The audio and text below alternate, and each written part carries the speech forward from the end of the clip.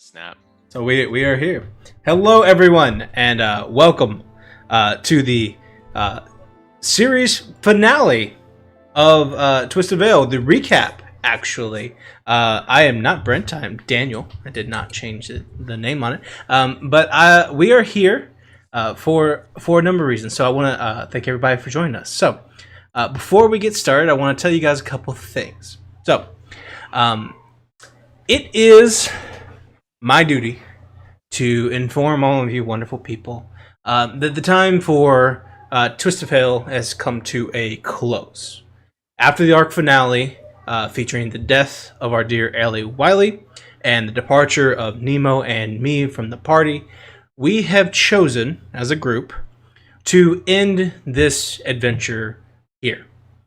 We had thought that Twisted Veil would take a little bit longer than this, and we would extend it out, and it would be, a year or two. But sometimes when you're in a collaborative storytelling environment, the narrative and plot doesn't go the way you expect, and sometimes things come to a logical conclusion, which is where we are now. So now that this particular chapter of Through the Breach is over, we're going to take a moment here with all of us to celebrate all the times we've had together over the last 33 episodes, and take some time to answer all the questions that any of you in the audience have for us. So we are very excited to chill and relax with all of you for the next few hours, and have a good time and answer all those questions. So tonight I have with me, I've got Jake, I've got Zach, I've got CJ, I've got Trevor, all these wonderful people, and I just want to say welcome to everyone. Thank you for joining us here tonight, and throw it to you for opening statements. How are you feeling? To us? Yeah, all of you. Oh my god. The All people right. that can yeah. speak. Yeah, all you people. This is me proving that nothing is scripted here. What is happening right It's like now? what do you mean? Scripted? What? CJ going all angelic over there, just flashing lights. Great. Yeah, that's not a good sign. I'm gonna just... Oh wait, I should do announcements, right? Oh yeah. Let's do Yeah, that. That yeah. might Let be me. important. Yeah, let's My do vibe those. was off, Daniel. Yeah, you know what? Hey, this is on me. So, as we get started, I want to shout out to our partners, our partners at Nine Realms Gaming. You can use the promo code LIAR10 at ninerealmsgaming.com to get 10% off your purchase. Nine Realms Gaming makes tabletop RPGs and tabletop accessories like dice vaults, dice trays, dice towers, all that kind of fun stuff. They were featured on our Kickstarter. They are a wonderful creator, and they're local here in Huntsville with us. Oh yeah, thanks, Lauren. Rude in the chat. Smack talk started already. I know, right? It's like I just got here. So, but they're perfect. They're wonderful. Go buy their stuff. They're awesome. If you're on our Kickstarter, you can add some more of their stuff as add-ons. So, go check them out. We also want to shout out to DICEY Encounters. DICEY Encounters. They make sharp-edged, handmade artisan dice. They make large, chunky dice, big, large D20s. They're wonderful and amazing. You can go to their website. I think someone's doing the commands in the chat. Hopefully, I'm looking at you, Jake. To tell, I don't know who it is, but you can go to DICEYEncounters.com, use our promo code LIAR10 to get 10% off your purchase, and they're wonderful as well. You can go get all the stuff. Jake's like, nah, I'm not doing it. I don't know what's I don't know what you're doing. It's definitely your wife doing this Never for done you. it. Shout out to Lauren. Shout out to Lauren. Shout out to Weird Games. Weird Games makes Through the Breach. They create a lot of different products over there. They made this game, and we want to thank them so much for the world they've created that we've got to enjoy so much. So I think that's all of our partners. Follow us on socials. You can follow the cast at Twisted Cast. You can follow us at Ink and Lyre everywhere. All that fun stuff. So with that being said, throw it all of you. Welcome. How are you feeling tonight? How's everybody doing? All that jazz. You would think I would have taken that time to actually think about my statement. I didn't. I got enraptured by announcements. I'm feeling good. I'm feeling good. Were they the worst announcements we've ever done? No, like second worst, but we've had worse, definitely. We've definitely had worse. Yeah. I feel good. I'm happy to be here with all of you, with all my friends. Yeah, that's the thing. Oh, emotions. Mm-hmm. I miss that. emotion. That's fine. Yeah, I'm ready to dig in. I'm ready to learn everything. Ooh. Yeah. So yeah. CJ, how you doing? Wait, before we transition, CJ, how you doing? No, yeah, I'm good. Excited to share some things about me and keep some things from you guys about me. Mm-hmm. Oh, okay. I'm excited to just continue to be cagey. It's a vibe. Okay. So we want to invite all of you out there. If you are in the chat, if you're in the multiverse somewhere and you want to talk about Twisted Veil with us tonight, please go ahead and put your questions in the chat. I'll be monitoring them and answering them and throwing them to all your favorite characters throughout the rest of this evening. But we're gonna start. We're gonna start this evening by running through and getting your thoughts, and I want you guys to take this in any direction you want. I just want a reflection, a celebration of what we've done to this point. So let's start at the home of our dear Frey. I guess it's his home, Innocence.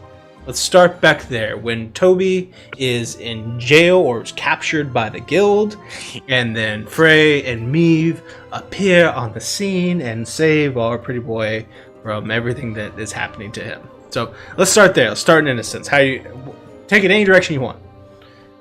Toby is he a pretty boy? It's like he's a reporter, you know. Reporters aren't known to be pretty. His charm is he has zero charm, you know. It's not pretty.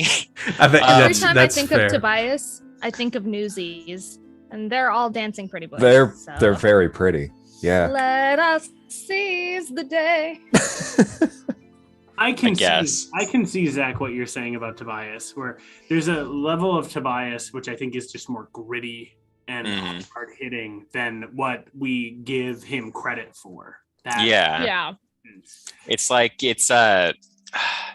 because convince and deceive are his highest skills. But convince is intelligence based. But I always saw him as talking so long and so fast that something's going to hit a chord, you know, with the person he's talking to, and then he'll just sit on that chord and then, you know, move on to the next topic. Whatever's resonating with the person, he's gonna stick with that. You know what I mean? Oh, that's cool. I love that. I think the reason we always gave Tobias a hard time is because a lot of us were very rough around the edges characters as well. Whereas if you had been put in with someone more of, you know, normal society, I think the grittier side of Tobias might have hit harder, if that makes sense. But I think because we're all kind of rough around the edges, it's a bunch of us going, oh, pretty boy Tobias, when he's not really that much of a pretty boy at all. He's prettier than you folks, that's for sure. No doubt there. Yeah, I mean, yeah, no argument.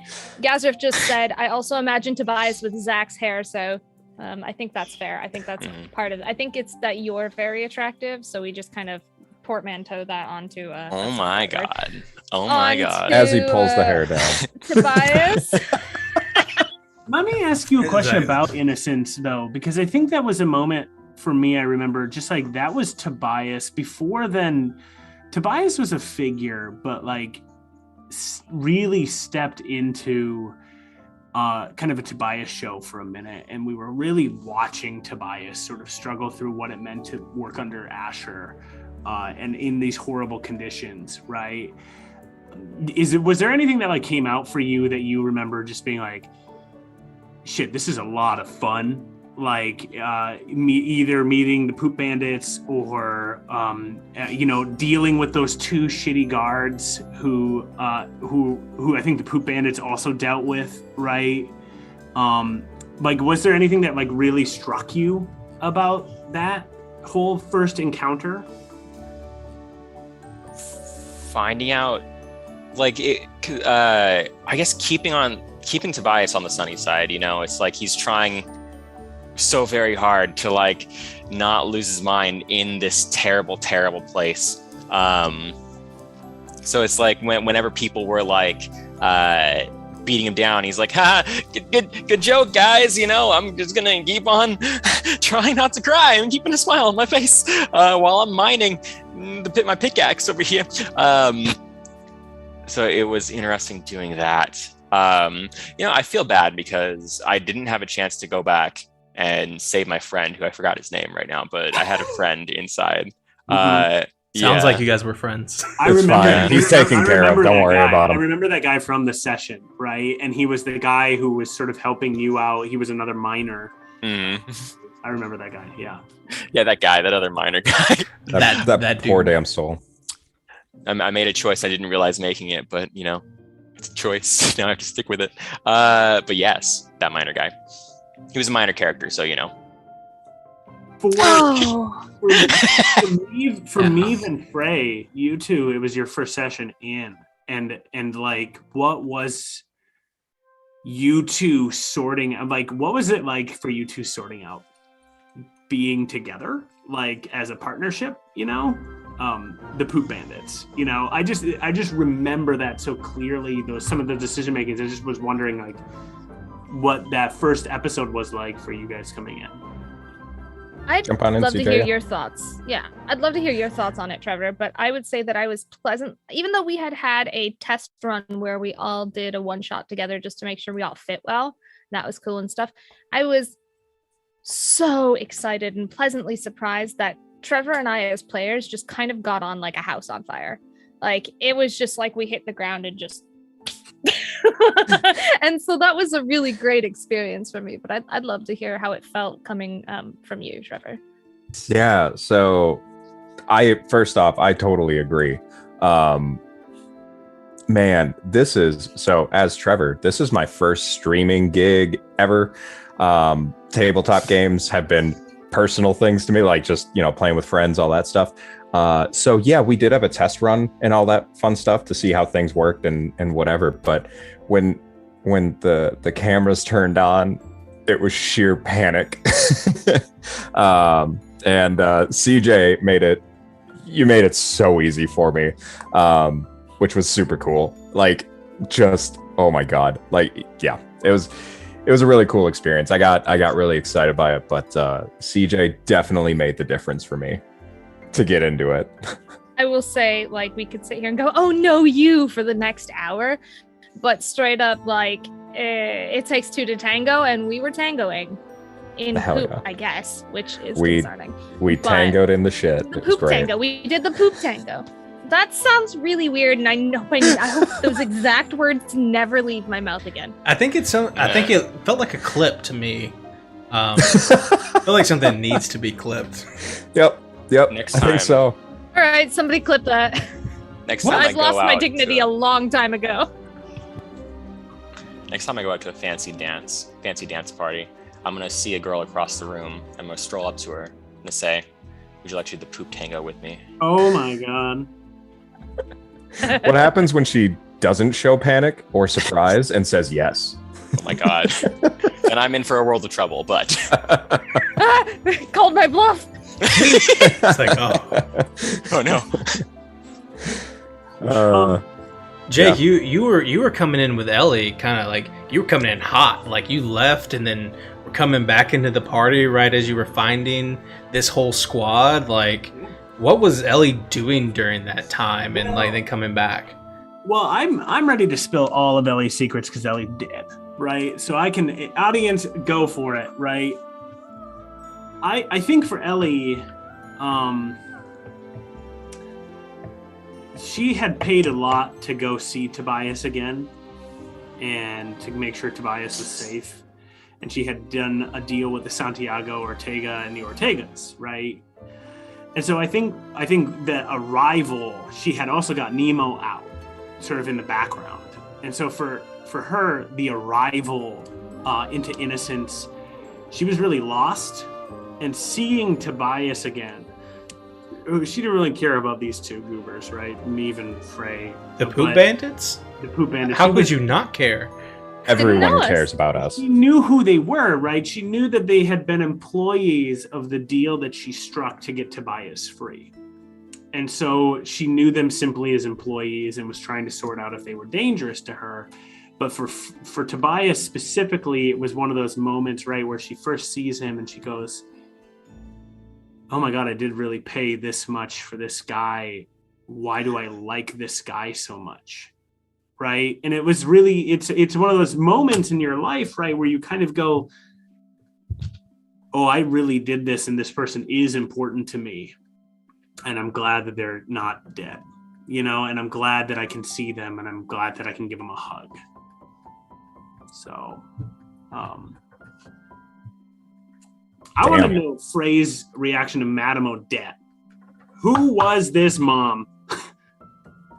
She wasn't actually Frey's mom, but she took Frey in and gave him a place to stay. So he wasn't originally from Innocence.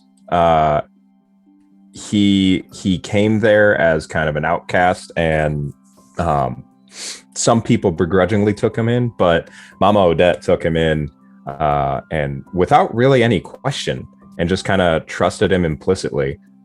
So he just returned that trust and was just ready to do whatever he had to do to take care of her.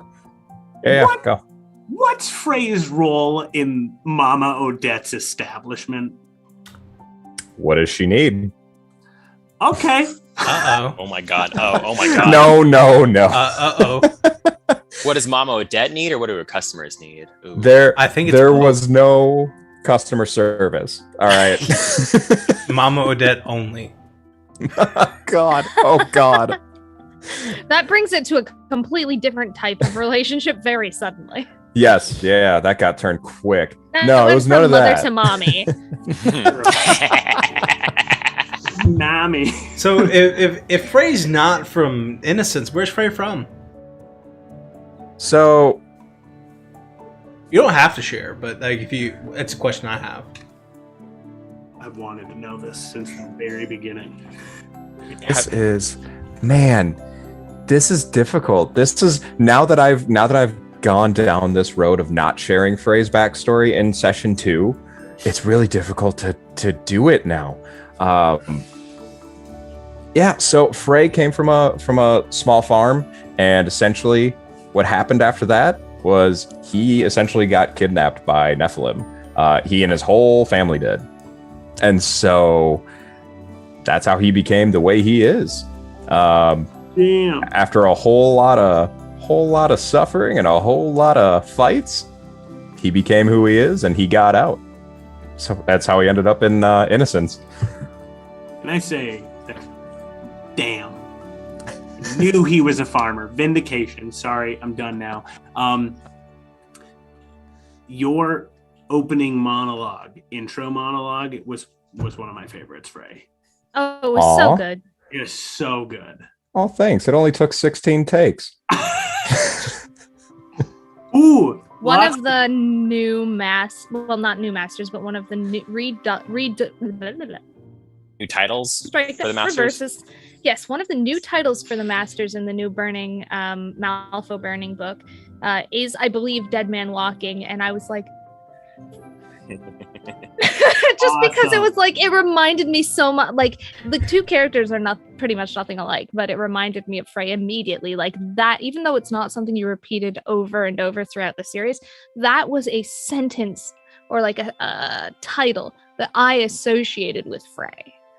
And and it stuck to the point where I'm reading these new announcements for Malifaux Burns, and I'm like, that's still Frey in my mind. Like, that's still Frey. Well, I appreciate that. Thank you. Motsky is asking, does Frey have horns underneath the hat? Let me think. I'm thinking stats and all that fun stuff. He does not. There was a conversation in character creation where when I was reading through all of this stuff, I was like, damn, being a Nephilim's kind of busted. So I was talking with Brent and I'm like, do you want me to kind of cripple myself a little bit? Like I can have horns that I like clipped off or something. That's my move, first of all. Love that. Sorry. But that didn't end up happening. So no, he can take the hat off freely. There are no horns there. So I've got a question from McBluff. Oh yeah, let me read it. Okay. All right, McBluff says, on the topic of trust, what do Jake and Frey think of Ellie and Frey forming a sort of mutual understanding of each other, thinking about them drawing stuff in the sand while Toby was getting his leg healed up, and how did their actual trust of each other develop from everything in innocence? Ellie never fully grew to trust him, but did Frey trust Ellie? Dun dun dun. And yes, typing is hard on the phone. I'm with you. Don't worry. Jake, I assume McBluff means Jake and Trevor. Yeah. But I think it's funnier if it's like, do Jake and Frey feel about this? But go ahead. Answer this in character, please, Trevor. Why? Well, Ellie's all right. She's all right. I mean, after leaving Innocence, it's like, well, am I willing to hang out with her? Yeah, but I'm just as sketched out by her as she is of me. Also, definitely played with the idea that Frey isn't used to. Frey was initially attracted to Ellie when he watched Ellie in her first fight. So now he's like, who wasn't? Who are we all? Right. So he was like, first off, he was like, I don't know if I can trust her, and also I'm wooed by her, so I don't really know. Oh no, she's hot. Right? Like shit. So, but yeah, what do you got, Jake? You want me to be in character or out of character? Just out of character, please. Come on. All right, I was about to. If I was in character, I was just gonna go brains. No, I'm just joking. No, I'm sorry. I would walk away. Anyway, right now, Jake. I couldn't help myself. Jake's like, I'll do it in character. Just walks off. Out of character. Ellie is not into Frey romantically. Right, she could never fully trust him. I don't know if the audience ever got to hear this, McBluff, but I, as Jake / Ellie, that felt that Frey was too damn nice and had too many skeletons in his closet to ever truly trust him. But that's also Ellie's disposition. She's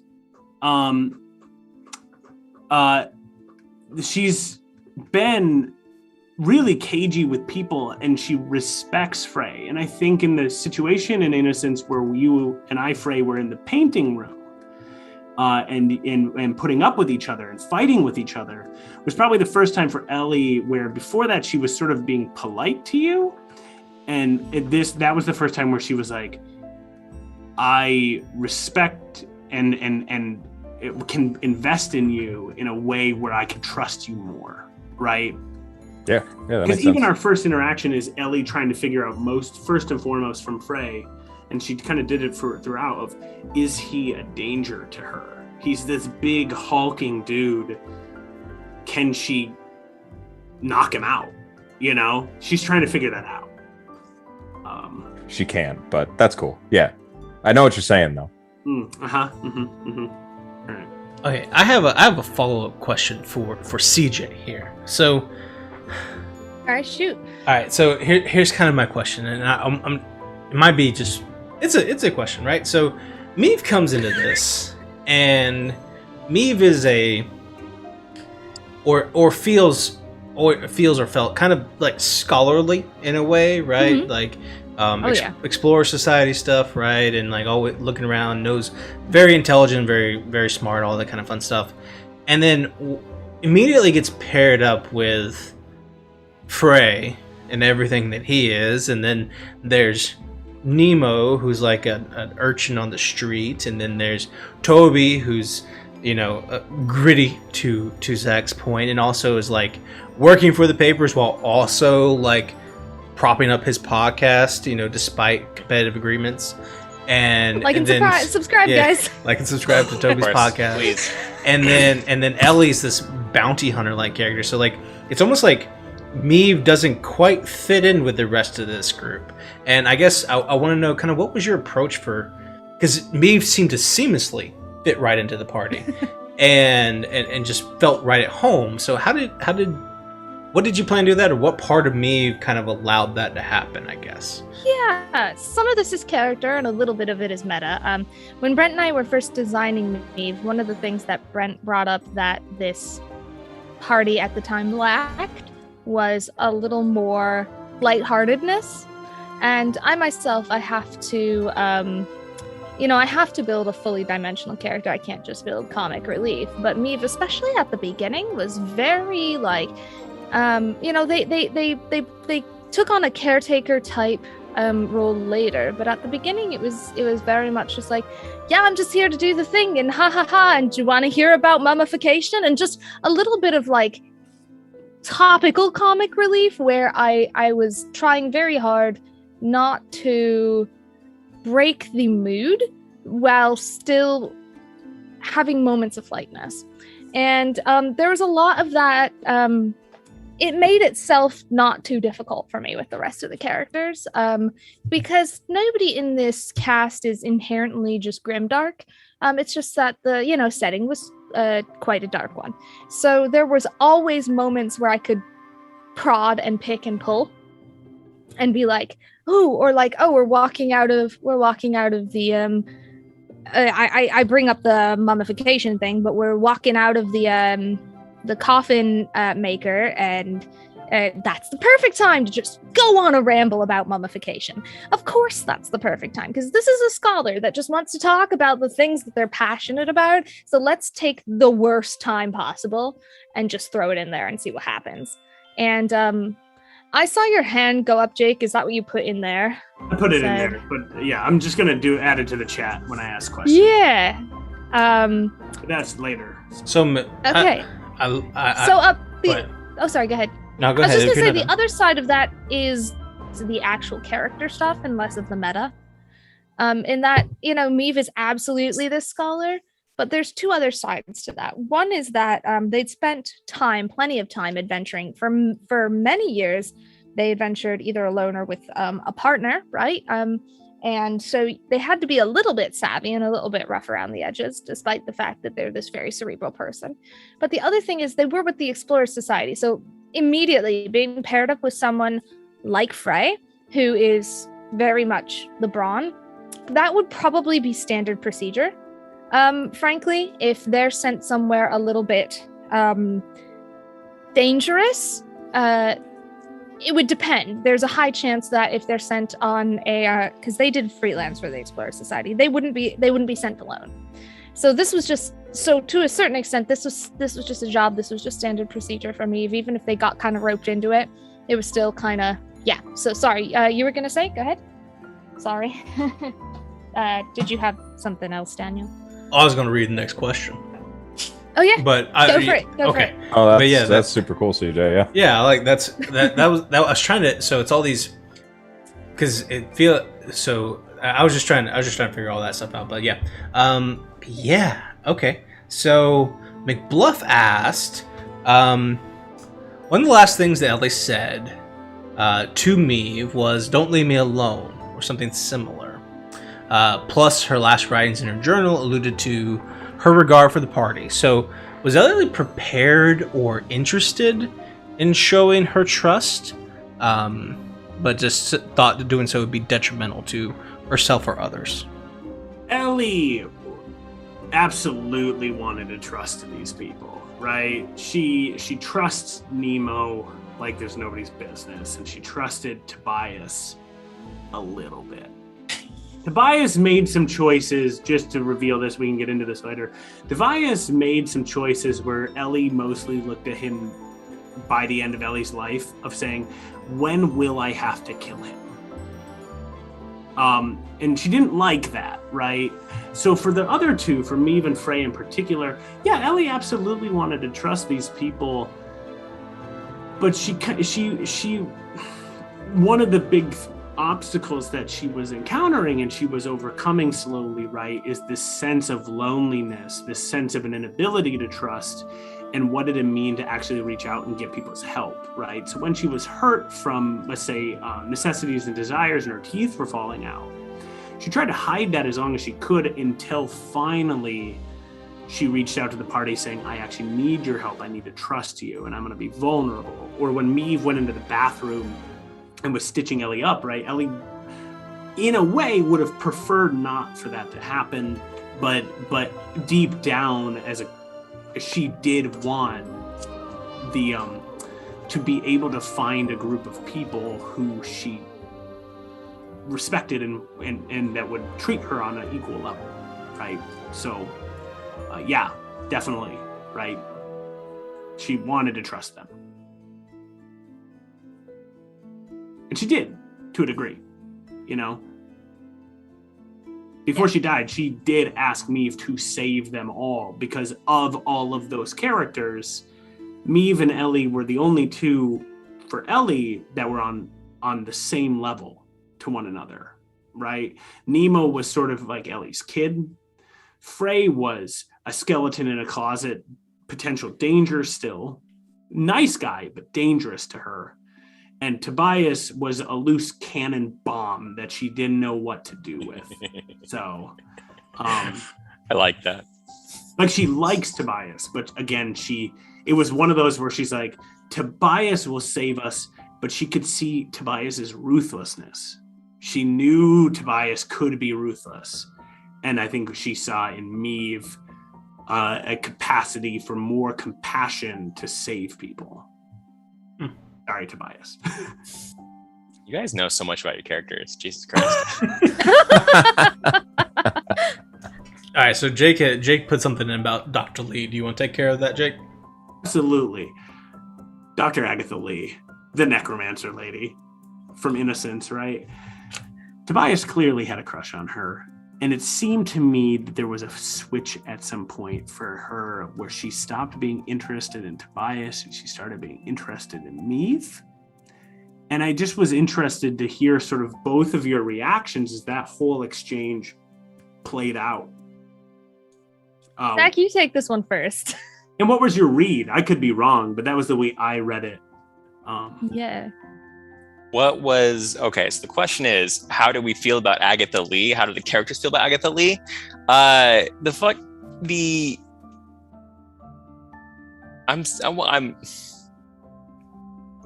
know me and Deanna wanted to play the romance, so it's like I didn't know if I wanted to like build the romance with Agatha Lee, but no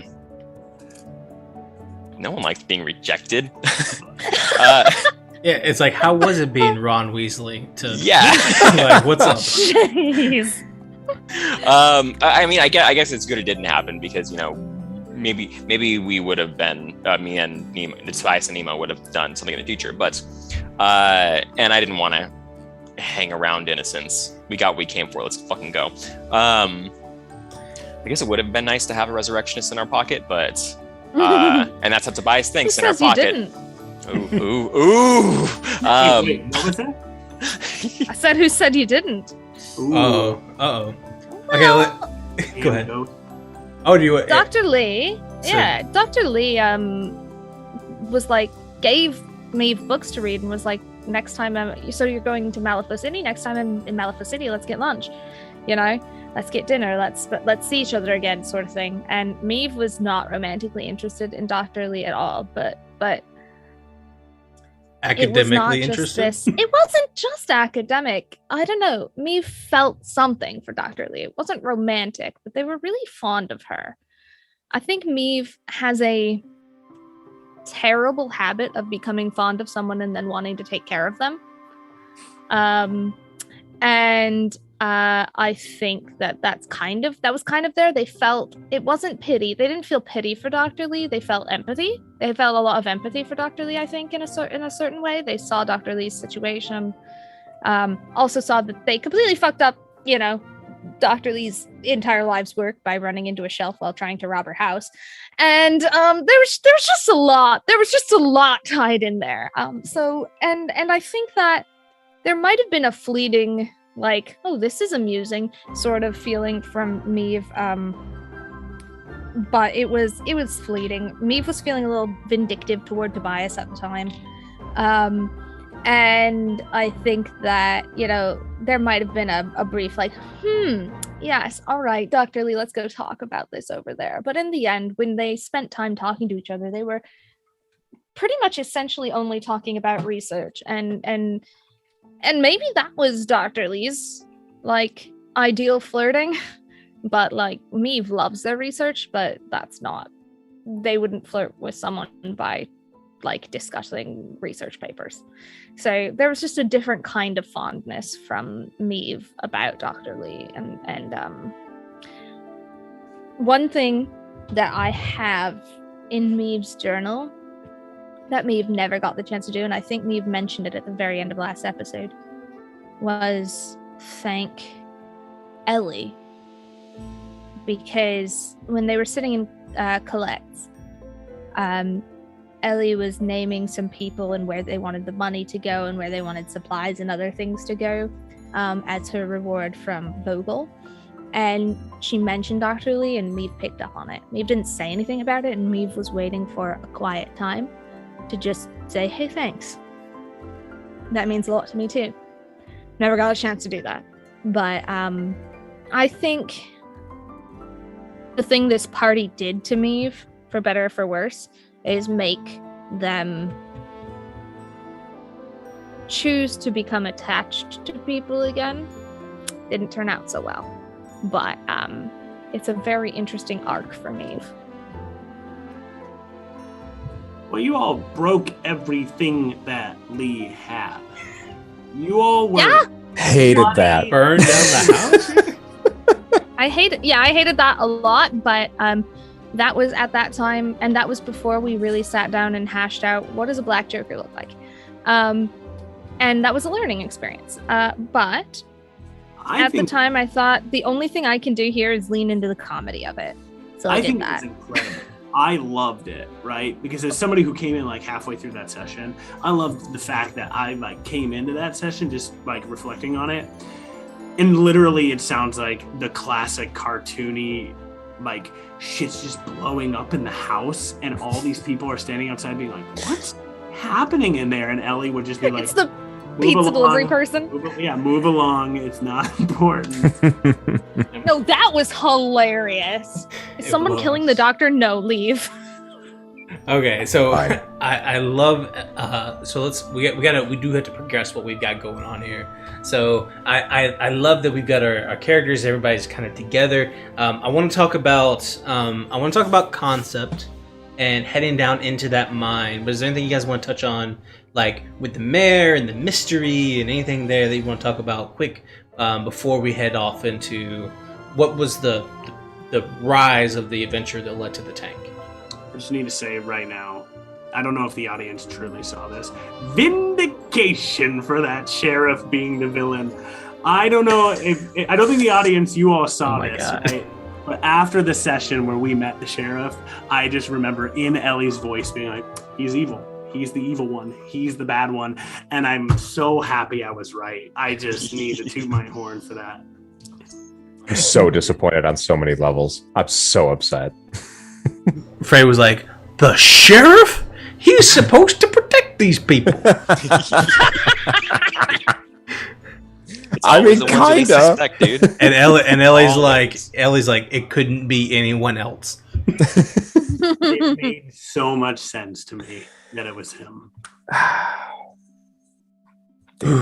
Okay, so Anyway, Unfortunately. concept Alright. in the minds. yes, so we solved the mayor, all the mystery in the mayor and being the culprit and all that kind of fun stuff, and then there's this whole problem of the guild has brought their tanks to Innocence to go find whatever's in these mines, and you guys have been Asher's still around. You know, he's the one who's told you guys that you had to go get it for him or whatever, and you guys are sneaking in through the back door. However, this is happening. So, let's talk about that.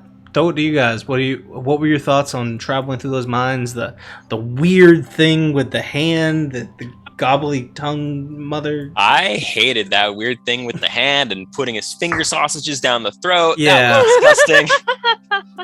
Okay. I mean, I know we're in Malifaux, but ew. That's gross. Yeah, it was super gross. It was. I was laughing, but I think, yeah, inside I was dying. I feel that. I feel that hard. You don't have to Roanoke stick your says damn sounds hand in like it, a yeah. normal Tuesday in Malifaux. Nice. Not wrong. You're not wrong. You're not wrong. I It love. was great. I loved, I loved the puzzles and the challenges of going through the temple.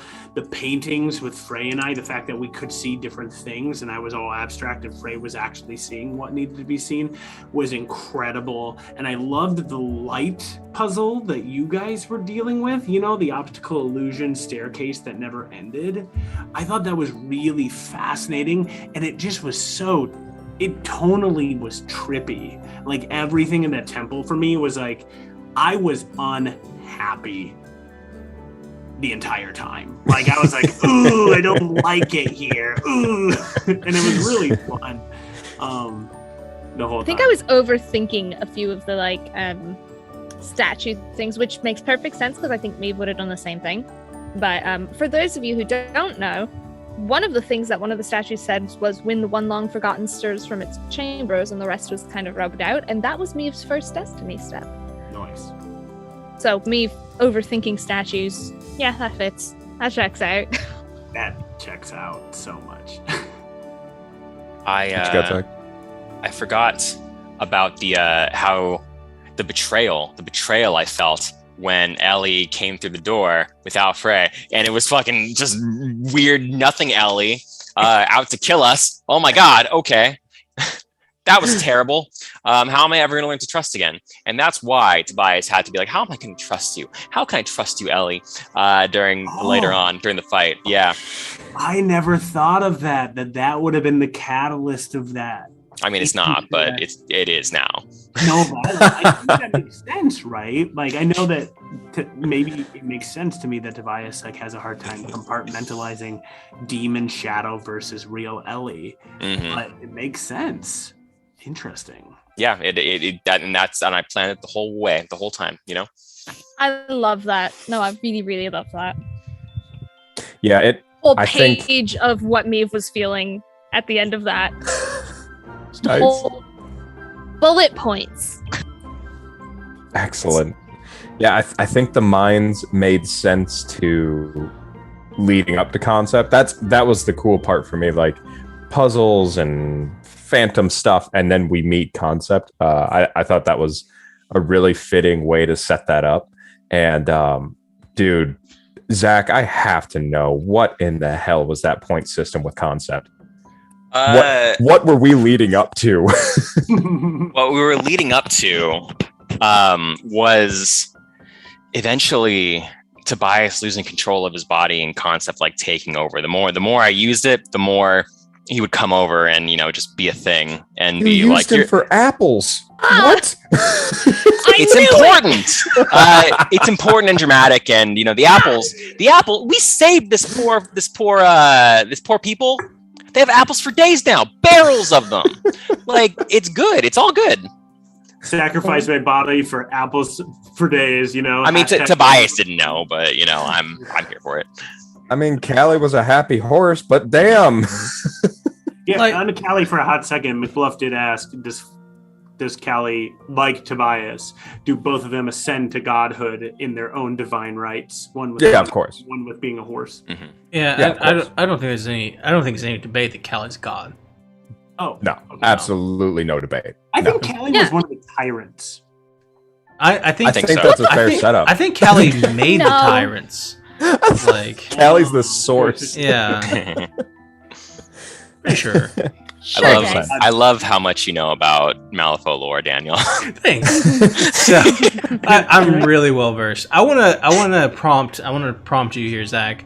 I want you to I want you to talk about concept. Tell us about that moment where Toby's down there in this temple to this old thing, and you decide to let concept in, and take on that role and be the vessel for concept's whims. It's to concept is like offering this thing. Not even concept's whims. It's like we're gonna work together. We're gonna work together, you and me. So it's not. Who else is going to make this? Oh my God! Who else is going to make this deal with the devil? He doesn't like Meave. I don't think he liked Nemo. I don't remember. But of all the I think people, it was Ellie and Meave that were not able to take on concept. okay. So it was Nemo and Frey who could, and Tobias. Tobias, it had to be him. Of course, it has to be him. He's the one who has the biggest goal, and Tobias is the only one who knows how to use it, so it has to be him. So yeah, it's like it's the right move for Tobias, for the guild, because they're gonna fall down, and we're gonna. Sorry, I thought I was muted. I was just at me now. reading. I'm laughing at the chat. Yeah. Yeah, I remember off that. Like, I would just remember that scene, and I think some of us were eliminated. Like, Ellie had already killed a lot of people, so Concept didn't want to be part of Ellie. But I want to hear more for Tobias's decision making. But I do want to just float this so that Trevor can think about it. Frey was one of the other options. Would Frey have taken it? Right. So I just want to put that out there. But I want to hear more from you, Zach, with Tobias. It totally makes sense. I think Tobias was such a fun choice. I remember that was the moment for Ellie where Ellie was like, I'm gonna have to kill him at some point. He's more dangerous now. That's okay. That was the moment Meave thought I'm gonna have to kill him at some point too. So. The team, half the party was like, we're gonna have to kill him later. Hammer was locked and loaded. My favorite thing about Concept was throwing it back in Meave's face. Like, oh, maybe, not all Neverborn are bad, That was my favorite thing about Concept. Narratively, that was so fucking good. And I and Meave are just sitting there going, no, you're missing the point. But then I'm just like, this is perfect. This is perfect. Was this before we went? So just to ask, was anything for Tobias's choice with Concept? Just so I can conclude this for myself. I think Ellie and Tobias had fought before that, right? We had our conversation before that exchange. Before Concept? That was after Concept. It was after Concept? That was while we were celebrating at the bar after we kicked the guild ass. Oh, good. But Ellie's and Tobias's conversation was before Concept, right? Where Tobias was like, oh, okay, good. Just making sure. All right. Timeline, good. All right. Yeah, I'm good. There's a lot in the chat. There's a lot in the chat. So there's clear evidence that Callie is a god. Yeah. I think we all saw it. We can all agree on that. Prove it. I think this is a good question. It's kind of a more overarching one for Toby here. Who is the one person that Toby would take down in the guild? Take down one person in the guild. Who would it be? The next thing I wanted to do with the game was play out the vendetta against Nelly. Nelly, your boss, the ex-boss who Ex-boss. kicked me out, and it's like, if you were a better reporter, fuck you, Nelly. If the next thing was I gotta do something with Nelly. Nelly needs to go down, and Tobias has to use concept to take down Nelly. So that was my next goal. But yes, Nelly has to go down. The Tattler has to disappear, and then where else are the people going to get their news? The Malifaux Daily Record? Fuck no. That we all know that's a guild fucking guild mouthpiece. No. Well, they both are. The Tattler, yes, they both are. But so where else are they going to get their news? From one guild mouthpiece to another guild mouthpiece? No, they need a better news source, so they have to listen to the Honest Citizen. Yes, and that is the plan. I don't want to get too off topic to our specific campaign, but everyone always has characters, even canon characters they like and dislike, right? Like, that's just a thing. Nothing against people who like. Nelly is so annoying. Nelly is so annoying. I hate Nelly. And she looks awesome in Malifaux Burns, so like I'm just like, oh man, maybe I'll be able to stand her. Probably not. Probably not. And I liked how Brent played Nelly because she is just this like straightforward, like conniving, annoying little shit. And that is exact. Yep. It was. I was just like, oh, this bitch. Like I wasn't even in any of the Nelly scenes, and I'm like, oh, this bitch. I'm glad. I'm glad Brent didn't play Nelly likable, because Nelly sucks in the books, and Nelly sucks in the game. So, yeah, I'm glad. I know there are people that like Nelly. This is not a Nelly hate show. It's just the opinions of myself and Zach do not reflect the overall opinions of Ink and Liar. I mean, it's the obviousness of the situation, but also a bunch of the people under Nelly are so cool. I love the idea of the fight with Nelly. I really want, what I hope for Tobias, and this may be a question down the road here in terms of tonight, but I just love the idea that Tobias and Nelly became a major obstacle for Tobias in terms of getting his podcast off the ground.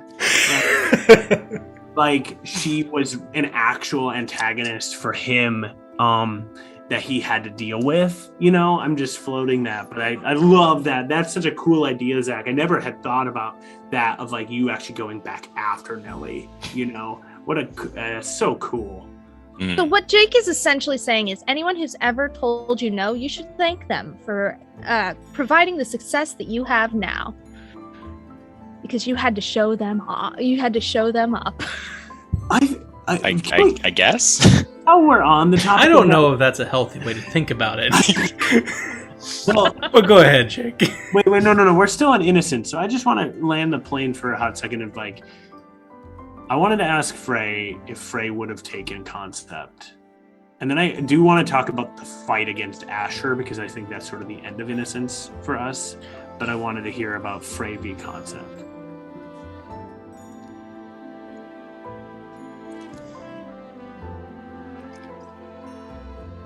Yeah, Frey would have taken concept.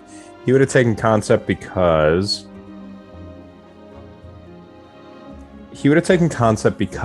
he thought that concept was a tyrant, essentially, and he thought that he could fight that. He was made to fight that. I will fight a god and I don't care. So I do it. I'd have to kill him. So my understanding of the lore is that Black Blood was made to defend against the tyrants. And so I thought that I could take... First off, I was shocked that he even considered me, or they considered me. But if I were to take them on, I thought I could keep them in check a lot more, because I was literally made to kill them.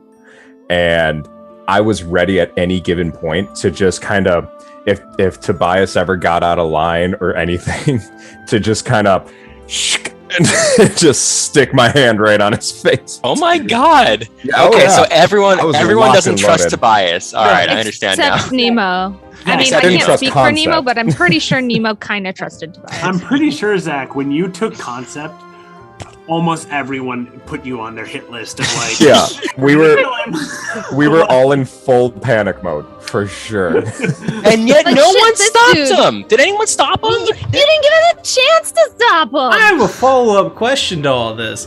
Why did anyone even think about the idea of maybe just leave it the fuck there? Like, don't take concept. Nah.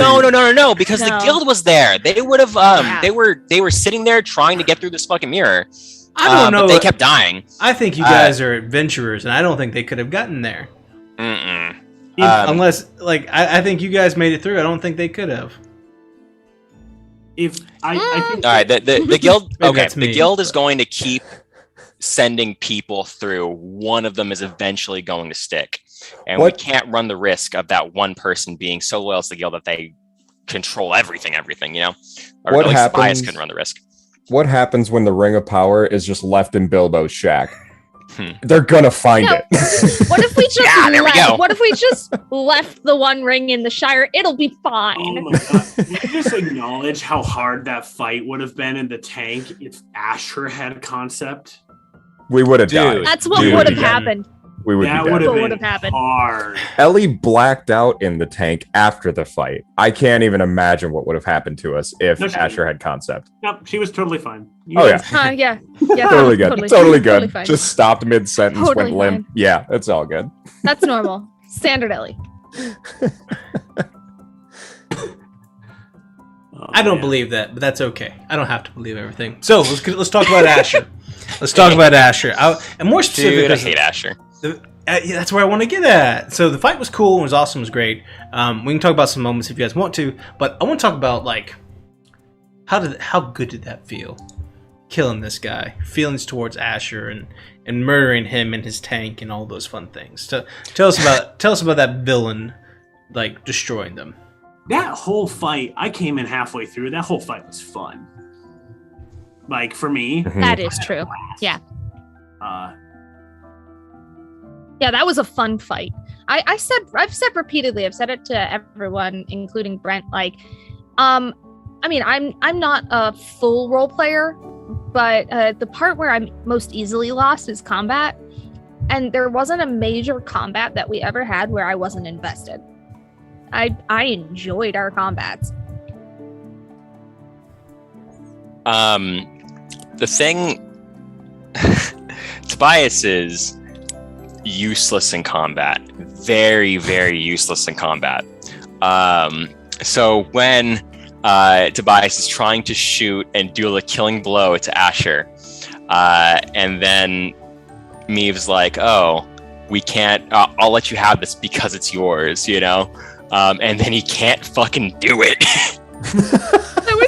Oh my god! Is there any time where I tried to save my cards for this sort of thing, but then it's like I need like a 13 to actually deal damage to this guy. It's like I can't. Yeah, I can't do it. I'm sorry. The propagandist. And he's just like, You fucking useless person.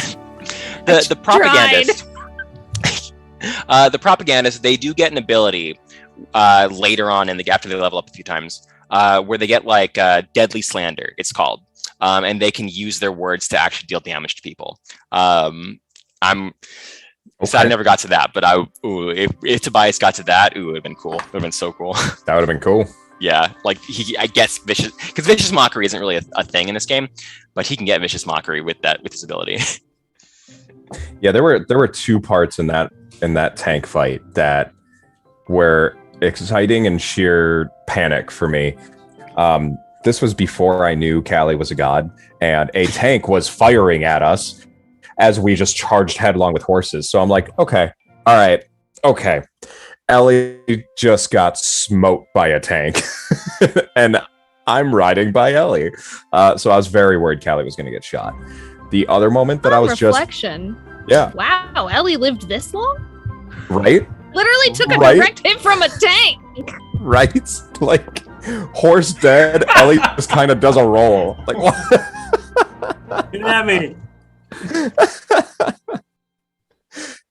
And then there was another moment, and it was in that fight where I was on pins and needles. Like we were getting near the end, but Asher was still in his mech suit, and Hipsh, I think he messaged either me directly or the group, and it must have been the group. But he's like, guys, the deck is almost empty. Oh, like we are playing the numbers game, people. And I'm like, oh my god, this is my moment. Because Frey has a thing where if he flips a clubs with his attack, he gets to ignore armor entirely. So he was going to use that moment to rip Asher out of his mech suit.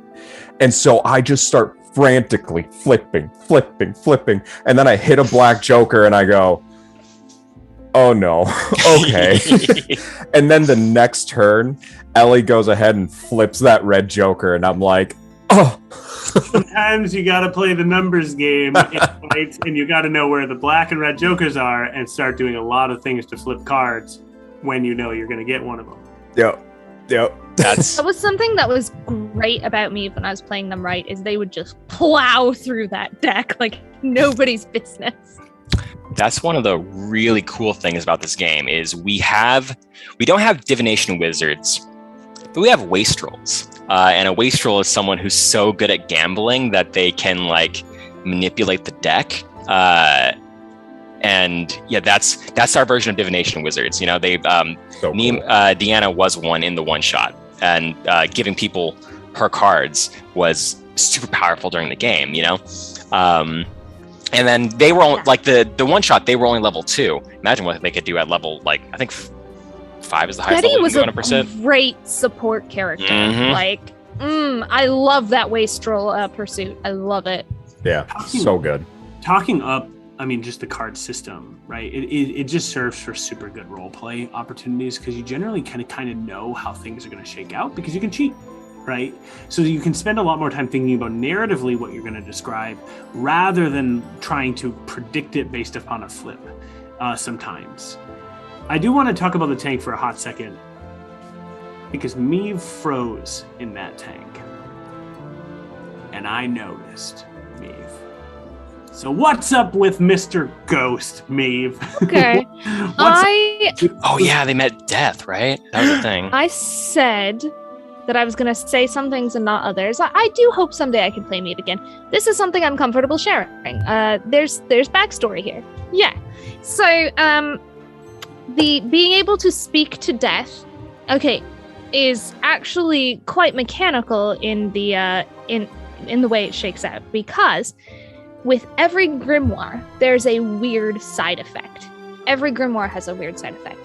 Maeve's grimoire, which was their little necklace thing that they had, their weird side effect was that they that if they did certain things that involved like draining life, anything like that, death would come and speak to them, and that was the side effect of their grimoire. But you asked me why Meave froze. They hadn't used any of those powers since they killed their last partner. Mm-hmm. The only time they'd seen it before was when they killed, her name was Millie. When they killed Millie, death came and spoke to them. And so they didn't realize it was a consequence of the grimoire. And so when they drained life on Asher and death appeared again, they were immediately transported mentally back to that moment where they had to kill Millie. Wow. So, That's wow. nuts. Wow. Oh my god. That's incredible, right? Because I remember Ellie froze in the train heist, and you weren't here for that. And I don't think you and Trevor watched those early episodes, right? She Purposely. I think she froze for 2 rounds. I chose to do nothing for 2 or 3 rounds because of Ellie's stories with Riot Breakers and what happened to her. And so you freezing, I just remember that moment because, like, 1, death was talking to you, and that's scary. But then 2, like, for as a character, I just remember being like, when we're alone together someday, I'm gonna ask you why you froze, because I need to know, because I do the same thing and I recognize that weakness, right? yeah, it's a trauma response. Well, and one of the things that stuck out to me and Meave was that they were able to be snapped out of it because Ellie literally said, "Me, Mm-hmm. wake up!"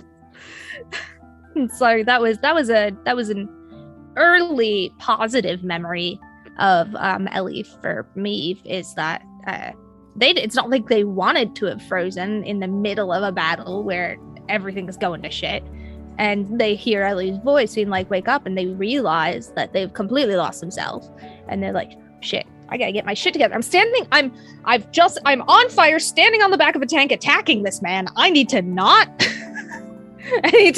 freak out right now." So it was a really good moment. But yeah, that's why, guys. Spoilers. Knew it. That's nuts. I'm Never. I'm not gonna say anything, but yeah, that's nuts. And the reason I'm comfortable saying this as well, is because I think if I ever do get the chance to play Maeve again, it will be from a slightly different situation, and something that I can talk about this a little more later, but something that Maeve is going to be dealing with if they come on ever again, whether it's on stream or on a private campaign as a player character again, is this idea that two people they've really cared about have died either as a direct or indirect result of them. So because of that, I think that's something that's going to be more forefront. Maeve was able to hide it when they were dealing with the occasional trauma of losing Millie, but now it's a different ballpark for Maeve. So that's something I'm going to have to think a lot about for their character if I ever play them again. And it's something I'm not upset to share, because I think it will be more forefront part of their story if that ever does happen. So yeah, just to kind of follow up on that's wild. Yes, it is, and it would have been really interesting to see how it came out that way, in game. But instead, I get to maybe someday play with a character who is actively dealing with this trauma, and that will be interesting as well.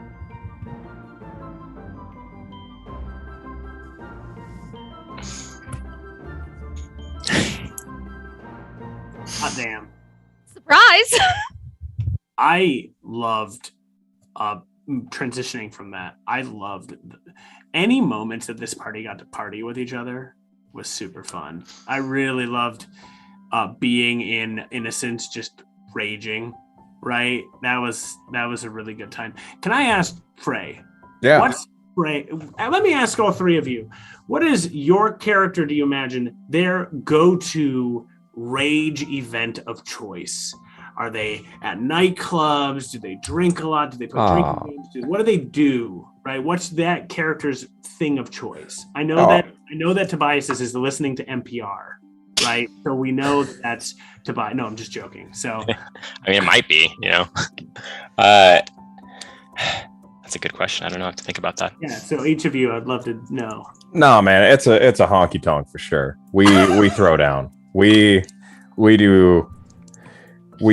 blare honky tonk badonk and we go nuts. Honky tonk badonk.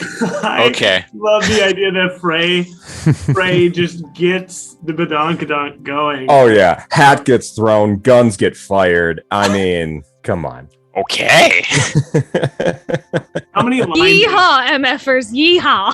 How many line dances does Frey know? He just knows the one because that's all he needs. That's all you need. All you need. Sure. Incredible. Is Ellie's reading a book? Is Ellie? Ellie's Rager is reading a book in the corner while everyone else parties. Absolutely not. No, B and the D, when she lived in Wisconsin, they partied, right? Like but it's a lot of competition. Ellie likes a lot of you party by competing with each other in some way, so that you have more of an excuse to celebrate when you win those situations, right? That's how she parties. A lot of darts. She was really good at darts. Nice. Ellie had an archery skill that she never had to do, but she has archery and she was pretty good at it. And she just wouldn't talk about it like that. She was really good at that. Did you have a 3 to archery with a trigger and everything? Tell me you had a 3 to. I wasn't that good, but I was going to stack it up eventually, right? She was really good at math. Need to say that? Like, she was really good at math. At math? Yeah. Ellie smart. Ellie was a forewoman of her factory back in Wisconsin at the age of 15. Like, she ran the factory for a really long time. So she was just really on the ball with a lot of how business and that sort of stuff works, like management. She was just like, she knew all of that. And so that was reflected in her skills. What the hell does a math trigger look like in this game? I need to know that. That's a very good question. Let me pull them up. I'll be right back. Please. Yeah. Meeve's party. What is it? I don't. I think, okay, if you asked me, like, not so much a party, but if you're like, hey, you want to have a really good time, you know, it would first be like, okay, now it would have been the people that they were close to. They would be like, let's go get food, or maybe get a little blasted. Just like honestly, I know it was more letting off steam, but probably what was the most fun for me was probably that time when they came back from the Explorers Society, and they all like sat around and drank together and like ate a coconut for the first time and just like yelled about Cooper. Like that's probably Meade's rager right there. But before that, when they didn't have a lot of close, you know, people close to them, they really were the wallflower, not like for any reason. They didn't mind. They like, let me put this out there. Meave loves being around a lot of people. Meave feels comfortable there. They don't often actively partake. They just sit in the presence of that. So, but if you were like, hey, I really want to let loose, it would be this close group of us. Let's get a little blasted and just have a good time.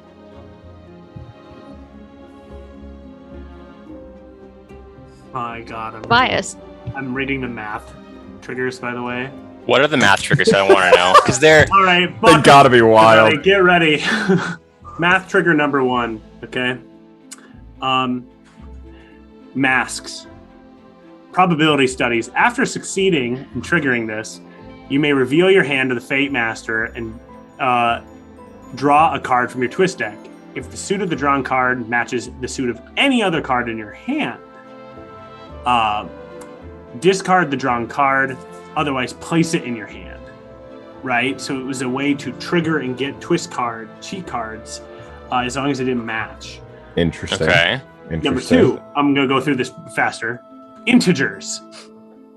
After succeeding, you may discard a twist card from your hand. If you do so, each other player may shuffle any twist cards in their discard pile with the same value as your discarded card back into your twist deck. Right? So restocking people's decks. Crows was outliers. After succeeding, you may search the Fate deck discard pile for the red Joker and black Joker and shuffle any you find back into the Fate deck. Oh my God. Incredible. And kept this red Joker going in. Oh my God. And then addition, after succeeding, gain the following condition until the end of your scene. Additive. When cheating Fate, you may end this condition to cheat Fate with 2 twist cards instead of 1. Add the value and suit of one card to the other to determine the value of the cheated card, so long as it doesn't exceed 13. Dude, Frey's gonna open up a Math 101 book. Let's go. That's a little crazy. Okay, but it's like, okay, they're super good, but when are you gonna have the opportunity to use math? Tell me about it. Ellie tried to use math so much, and it's one of those where I'm right there with you. Like, I imagine for any GM how hard it is to be like, so let's talk about math. All right, Tobias's Rager. I want to talk about Tobias and his safe house a little bit. I imagine Tobias as being very like reserved, like he's able to hold his composure in public spaces, you know, because he has to deal with the guild and everything, and record events the way the guild wants to hear it. But then back home in his safe house, and he's like recording his podcast and everything, like that's when he like really lets loose and it's like, we have to worry about this is terrible. And he's almost like a Fox News broadcaster the more I think about it, which is terrible, but also oh my God. a little true. Tucker Carlson to Bias. Same guy. My God, please don't. I But also just really love that we've started calling the Honest Citizen to Bias's podcast. I mean, we all know now. He came out and said it, I think, once. But the person who, a little bit about Tobias character creation. I used the guild, the Ram's Head Tarot, and I didn't draw the Black Joker, but we thought me and Brent thought it would be thematic to draw the Black Joker, so we just included it in. You get a vice, and the vices are sloth or lust or fucking whatever. But if you draw the Black Joker, it's blackmail. So you owe someone a favor. So we thought it would be interesting to owe Molly Squidpidge a favor. Oh, I love that. Yeah, because Molly Squidpidge, she's she's a resurrectionist, but she's masquerading as alive for one. But she's working at the Tattler also. So he owes Molly Squidpidge a favor, and that's how he got his safe house to record his podcast and everything. And I was waiting for that to come up in the story, but it didn't happen. But maybe he has a good relationship with Molly. Maybe because she is a little. I listened to her story.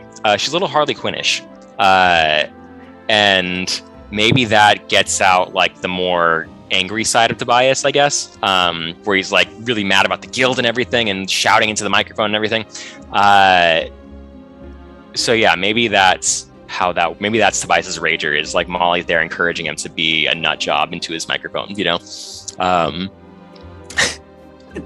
Before we transition, Daniel, you might move us. Can I just acknowledge hearing from you, Frey, Trevor, from you, CJ, you, Zach. I am in love with these stories. I just am like, I love it. Like, you owe Molly a favor. Oh God, yeah, Tobias, bloody time bomb waiting to happen, right? Frey kidnapped by the Nephilim. Damn, I knew he was too dangerous. So, I was waiting for Molly to come back and ask for the favor and everything, and then the other thing is like we kind of established the gallows as our safe house for a little while.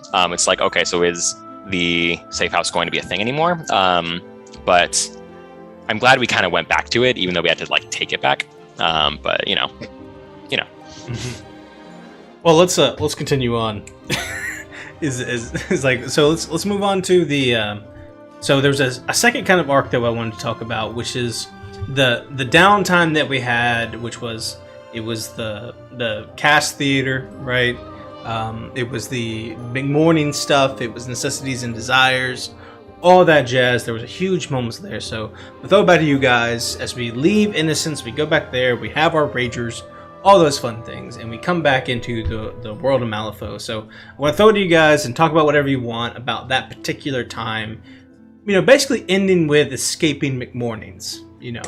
On that. Yeah, we don't talk about McMorning. Nope, that never happened. That's not real. Nope. You know what? There is no McMorning. It's all late nights here. We don't do mornings. Didn't happen.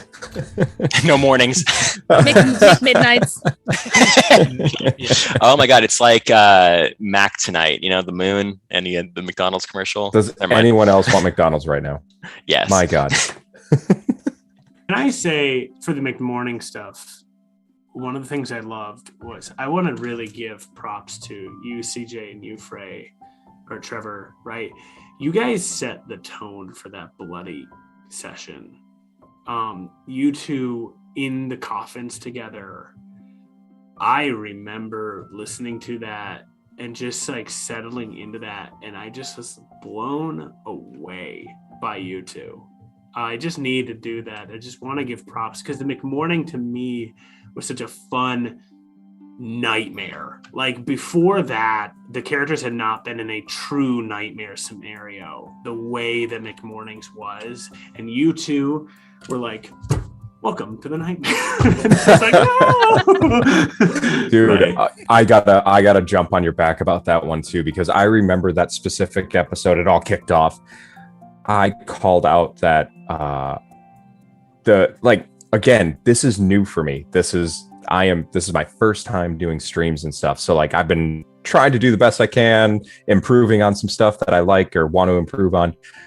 That episode I called out at the end of the episode saying this was a call for me to level up. Like, holy shit, that was wild. Like CJ just killing it, terrifying. I was terrified for Meave, and it was just a moment where I'm like, I am with an incredible cast tonight. This is so cool. And so yeah, I just got to get super into it. So that was just a really cool moment for me. I felt like we all fed off of each other's energy and built on each other, and there was a lot of yes and, which I thought was very valuable. Nobody ever, even unintentionally, downplayed any character's struggle or trauma. Instead, we went, oh, this character is struggling. Let's lean into that. And I think that was what made the like McMorning mini arc like one of the most impactful, especially from an acting standpoint, was we were all saying, okay, we are in a really serious situation here. Let's not minimize this. Yes, we're playing a tabletop game, but we're trying to portray something. How would we portray this? And I think everyone just did a really good job, and I had a lot of fun, and I liked being put in positions where Meave was not necessarily forced, but essentially put in this position where it made sense for me to be like, yeah, Meave is claustrophobic pretty severely. It only came up twice in the campaign, once very briefly when they pushed into a little crevice in the Gorge in Innocence, and another there in that coffin. And I was just like, yeah, this is one of Maeve's worst nightmares. I got to play on that and just play on different parts of Meave as well. Like the fact that they did have kind of a more tactics side of them. Which was a lot of fun to touch on in a dire situation. So I really liked the McMorning mini arc. Like, yes, it was dark and exhausting, but in all of the right ways. It was a good experience for all the cast members, I think. For sure. 100%. Yeah. I had so much fun in McMorning's Foundry, or McMorning's hospital. And Ellie cried. We can't pass that up. We gotta. Never cried. Never. Nobody saw it. Definitely cried. Don't know. Definitely. 100% cried. We'll timestamp it. Remember? Can I just ask all of you to reflect for a minute? And I'm going to ask Daniel too, because I think Daniel, you were watching this episode. I want to hear the reactions to the flesh snake thing in the pit. That was disgusting, dude. Like gut reaction, like play back that scene because I can briefly share mine. I just remember being like, oh, it's a bunch of zombies. No. Like, I remember being like, oh, it's a bunch of zombies. And then as it was getting more described, I was like, no. Like I got freaked out and I just wanted to. Just as that thing is getting described and you're like, okay, this thing is a monstrosity and it's horrifying. The description just kept going. It had new levels and new layers, and you're like, I can't deal with this thing anymore. A few of us had a bet in the group chat on how many different ways Brent could describe that, and it was so good. It was definitely a loving bet. It was like, oh my god, this just keeps getting worse. How many more times can this get worse? We were all surprised. I was right, though. I made the right guess. I loved that, and it was so scary. And I want to hear, Daniel, your thought, and Zach, yours. I just want to say, like, the transition from you see a bunch of faces, but when those faces went under the mound, it was one of those where I was like an amazing decision to go against what I thought was going to happen. A bunch of zombies pop up. When it went under all in unison, I was like, something so much worse is happening, and I don't like it. I was just. I remember being very concerned for all of your lives when it happened, and so I think that's where my immediate gut reaction went to. But it was so different, and I think that's something that's really unique about Malifaux, right? Is that sometimes you feel like you know what's going to happen, right? Like sometimes you feel like you've read enough stories, if you've been a part of enough games, or you've read the monster manual enough that you kind of have a sense of, you know, what should happen next. And then when it's not, I always love those moments. It's like, this is absolutely not what's supposed to be here. It's like I've read this story before. This ain't it. And like that's a nope rope, and I'm not here for it. I even knowing mid-morning, which some of the other cast didn't have the advantage to do, and knowing the type of crap mid-morning does, I still didn't expect it. And so when it was like, I was like, ooh. It was absolutely gross, and I hated it, and it made me feel like there are creepy crawlies up and down my spine. It's like some human centipede shit, you know? It's like, that's what he does, but I don't want to see it, you know? I'm not here for that. Did I make everyone uncomfortable mentioning human centipede? Sorry. No, I remember that movie. I watched it. Oh my god. Yeah, don't watch it, kids. Wait, you watched it?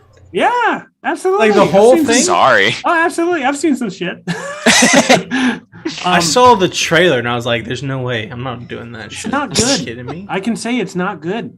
So don't bother. Kids, don't watch it. If your friends think you should do it, don't do it. Anyway, I wanted to ask a question about Tobias and Meave. Oh no. Tobias and Meave hid in the doctor's lab while Sebastian, the Chainsaw Menace from Texas, was wandering around doing some shenanigans. And I wanted to get a sense, Zach, and you, Meave, of Meave was like looking at dead people, right? You were like looking at all of the dead people. And I just wanted to get a mindset. And I wanted to eventually go to Frey's mindset because I wasn't nearby Frey, but I just wanted to get your sense of, we were all hiding. And I wanted to start with you two because it was Frey and Tobias, or Meave and Tobias have had some odds at that point, but also like, were there any thoughts going through your head of, we're in this to survive, but maybe it's my chance to screw each other a little bit, or, you know, anything like that. Not even screw each other, but like anything along those lines of how you two were exchanging. What? How was Tobias and Meave going to screw each other? What? Like, well, not like screw each other. Not like that, but like, no, yeah. But I don't understand the question. Like, I just am trying to get your mindset as to were you guys thinking anything specific about Meave and Tobias being partnered in that scary, dark space? I can jump in first. That might help. Yeah, get me on the right track. Elucidate. So here's the thing. First off, I mean, it was sort of, there was just some nuttiness that happened and Meave sort of ended up with Tobias, but at the same time, Meave also chose Tobias, like grabbed Tobias's good hand and pulled Tobias into the audience. There wasn't even a momentary thought in Meave's mind to betray Tobias for their own well-being. In fact, in that moment, like whatever had passed between them and Tobias did not matter. And they'd had some good moments since then, like coming out of Necessities and Desires and Tobias being like, thank you for calling me out on, you know, this and things like, and there were many times during this campaign where Meave was like, you have no idea what I'm trying to say to you, but they were slowly building a relationship.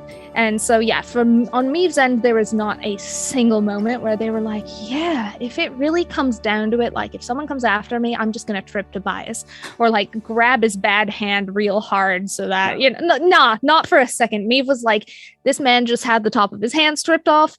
I have him. I'm taking him in here in a bunch of dead people because you know where I'm comfortable? Do you know where I can function well? Among a bunch of friggin' dead people. So that's what we're going to do. Come on, Tobias, let's go. And that was it. Meave was just like, and you are under my wing in this moment, and I'm going to get us out of here alive. And none of that was spoken, but that was even Meave's inner thought process. There was no self. Meave thought about some of those things very tactfully, or God, I keep saying tactfully, definitely not tactically. But in regard to the two of them in that moment, absolutely not. It was 100%. I have this person with me now, and I'm going to look after him. Yeah. No, Tobias never thought to fuck over Meave. Meave thinks tactically. Tobias thinks tactfully. Because I kind of wanted to use that thing we found in the office, that letter of like recommendation from Lady Justice or something against Big Morning at some point. So I was excited about that, but it didn't come to fruition. Tobias was hopped up on morphine. Tobias had his hands stripped off. Tobias can't fight. Tobias is very cowardly. I tried to have it come through in certain scenes, but sometimes we're just having a technical fight. So Tobias is going to do what he tries to do best. It's very... No, Tobias wasn't thinking... He wasn't thinking for himself because of the morphine thing. But... he has a good relationship with Meave, I think, with the asking questions and like the more moral choices too, It's like never born of people. Okay. And the resurrectionist thing too. I don't think we touched on that, but we would have gone around to it. But yeah, we're friends is the thing. No, we're not trying to fuck each other. What kind of question is that, Jake? I picked a specific thing, but I was more just interested in whether or not you two were thinking at all about that, right? Yeah. Okay. I will say really quickly, another influence, not the only one for sure, but another very big influence in that moment for me is the fact that they had treated Tobias. When they came in, they had, given him some morphine, but also had to keep him on like a very small, like I think they gave him steroids at one point because they had to keep him aware. So he was in a lot of pain and he was under Maeve's care. So Maeve took that very seriously. Yeah, I'm not trying to sow discord. Oh, no.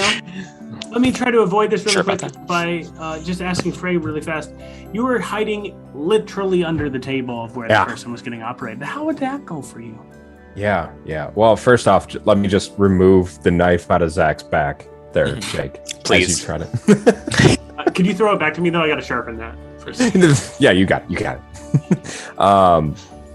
No, that was a freaky moment. Like, Frey actually... Funny thing about this game, stealth is based off cunning. Frey has a +3 to cunning, so Frey can actually hide pretty well. He doesn't have like triggers or anything like that for it, but he's used to hiding in places like, if he's going to hide, he's used to it being in like the wilderness or somewhere natural, like he's hunting, like he's just trying to avoid people. But never in a case where Frey felt so exposed, like nothing was protecting him except a tarp that all McMorning had to do was pull the tarp, and then you have a 6'7" dude just laying under a table. So like, I just felt so very vulnerable and exposed in that moment that I just like that move. I made one move, which was like, I think I found a tooth or a pebble or something on the ground and I chucked it across the room. Even that move alone, I was like, this could mean the absolute execution of Frey under this table. Directly related to that, I want to know how many of us had wilderness, because I had a 3. Same. I think I had a 3 or 4, yeah. I had a wilderness. It wasn't very high because it was like, his family went on vacations into the wilderness, and we shot skeet. That's why Tobias had shotgunning. Nice. But no pistol though, which I got a very fancy pistol. I'm not gonna get rid of that for a shotgun. But that was a constant source of God. I wish this was just survival. Yeah, what was Ellie thinking about in that? Because you and Nemo were behind a chalkboard, just doing little signals, and then let's go. I mean, at that point in time, right? Ellie had yielded all agency. In a way, she was gonna either, if she got pinned, she was gonna kill him, or die doing it, right? But it was Nemo's show. It was the Nemo show at that point in time. Ellie is not sneaky, and she knows it. Ellie knows that what she does well is go into a fight and knock people out immediately. And so it was the Nemo show, and Ellie was just sort of buckled up behind it. Yeah. Ellie Sure. is not sneaky, but to quote Ellie, do you know what Ellie is? A dandelion. Do you want to elaborate on that? Absolutely. Dandelions grow through stone. They are a weed. They are unstoppable. Ellie is a dandelion. She can break through anything. Right? And somebody in her past had quoted that to her. So she quotes that anytime she goes into a scary situation where she's scared. She reminds herself that dandelions are weeds that can do whatever they want. Yeah. Because, you yelled that in the whole shit show that followed thereafter the hiding scene. Absolutely. And she thought she was going to have to fight Sebastian. Yeah. Until Tobias found a way out, I thought we were going to just do it. And I was ready. To fight a master? Okay. Yeah. Okay. Well, what else were we going to do? Sebastian is not a master. Well, no, but McMorning was lurking around there. I don't know what a master is, but I was ready to yeet everybody through that vent. So Okay, a master will flip over a 13 always.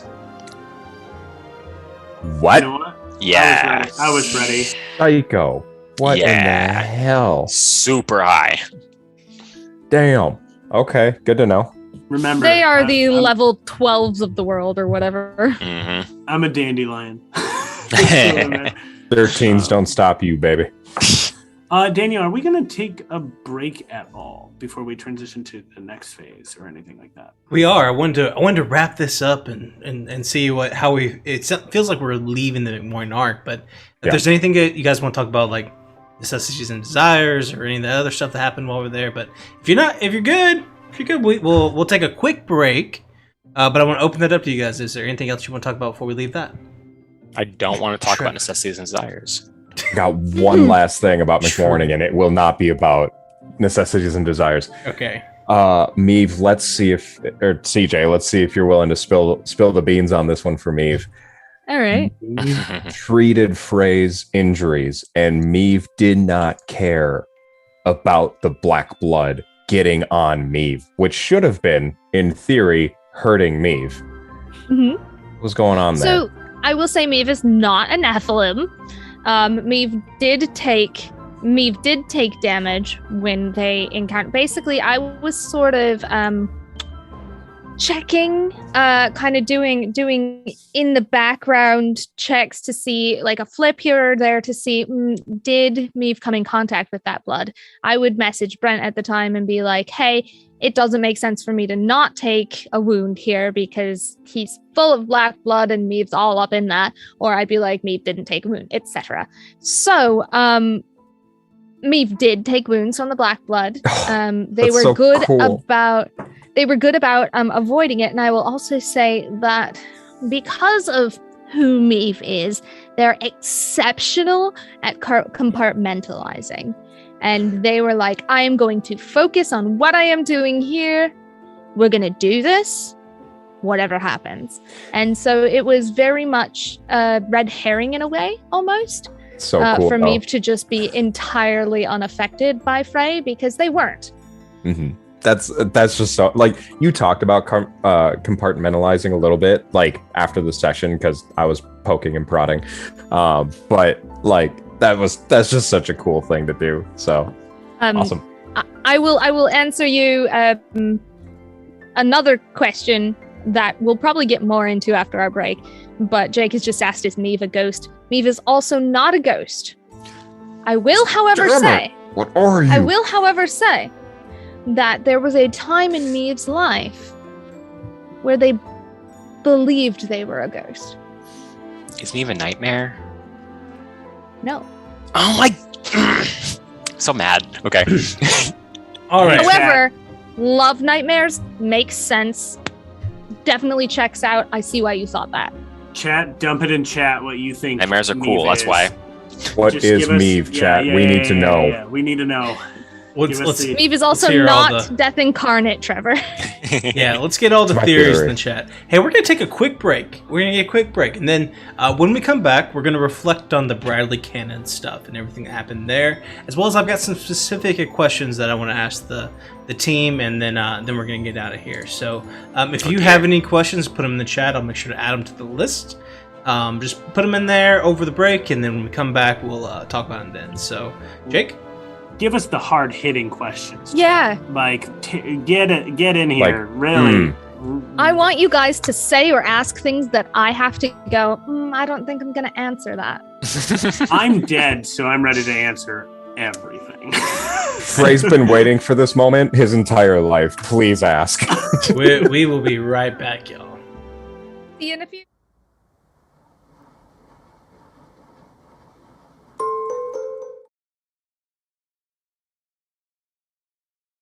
Extra. What, mister? Here's 9 Realms Gaming. 9 Realms Gaming? That's right, top-notch gaming accessories made from some of the finest woods this side of the city has to offer. We got your dice vaults, we got your dice towers, dice trays, hero vaults, you name it. Oh my! Careful now, don't swoon into traffic. You can mosey on down to their website now. Use exclusive partner code LYRE10 to get 10% off your purchase. What was that code again? That's LYRE10. LYRE10 at 9realmsgaming.com. Hurry, they're selling like hotcakes.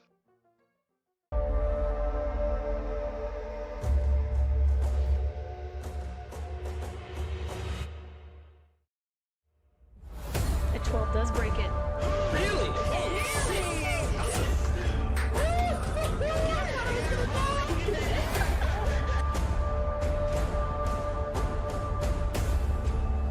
Train me to wait until your next turn. Okay. I know. I just don't know.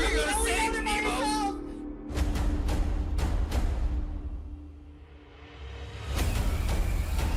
I would never hurt people on purpose, Bhagwan. All right, then we can trust her, boyos. She's not gonna hurt anybody.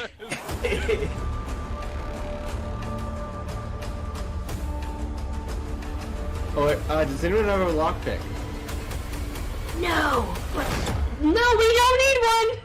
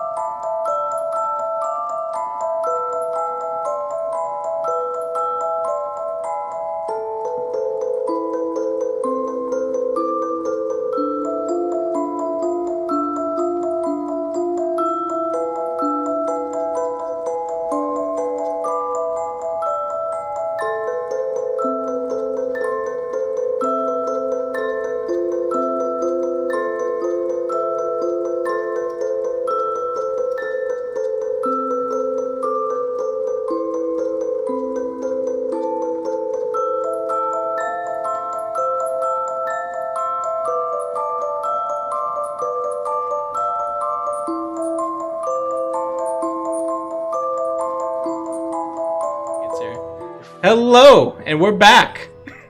Welcome everyone. Thank you for sticking with us through the break. Shout out to all of our wonderful cast members, their amazing backgrounds. As we get into this, so Trevor's on his way back. He'll be back here in just a second. We'll get through it. You haven't seen our cool backgrounds yet. Do we want to do that real quick? Kind of. Jake says no with his eyes, not with his voice. Oh, you go for it. I'm not going to change it. It's Here, this. I'll just change it. Somebody asked me if I was like closet cosplaying Aerith, and I just had to make it real. Here's my background. It's Ellie in remembrance. Zach's Oh. horrifying. Yeah. I could be under the sea, you know? I'm a little under the sea. Under the sea. All right, let's my serious face is back on. Oh my god, this is the best. Okay. Wait, what's this? Oh, cool! This is a Ooh. cool one. Yeah, I like that. It's so like speakeasy. Like This is a D&D one. that's the Strahd one. Yeah. Yeah. All right, I'm going back. All right. This might be Okay. our last chance to use this background. Yeah, it could be. Could be.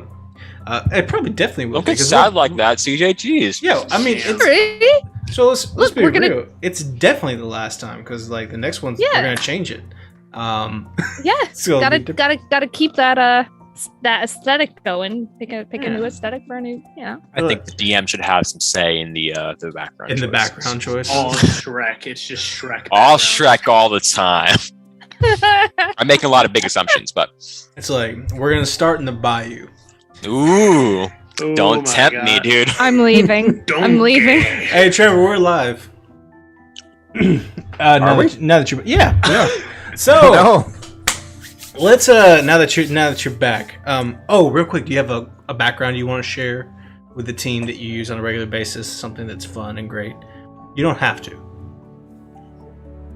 I don't use hold this on. one on a regular basis, but this is what I had up when everyone came back.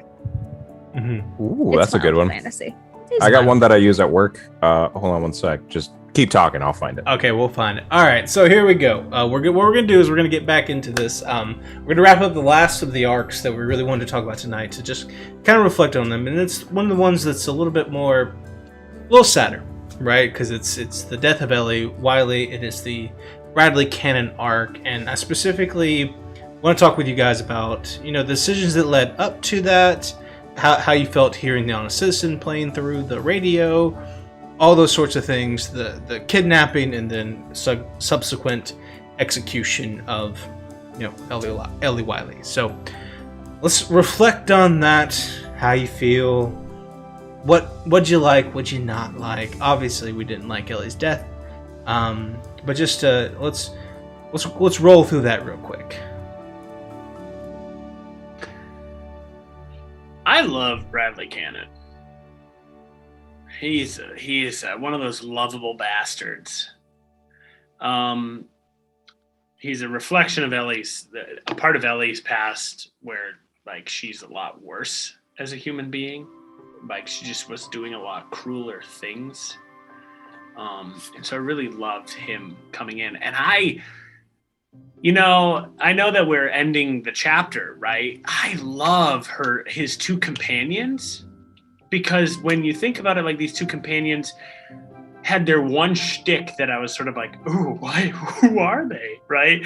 There's like a lady who was sort of like teleporting and doing spooky stuff, and then Alessandra was cool. Alessandra. I was ready to be BFFs with Alessandra personally, and then for Jimmy Ripshaw, I was just like, oh, it's Frey with a coffin.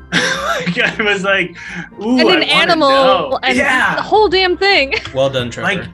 like I was so interested, Thanks. So my gut was like, yeah, I didn't want to die, but I love arcs where true demons and dangers of a character's past come out and they're relatable, right? Like Bradley wasn't wrong.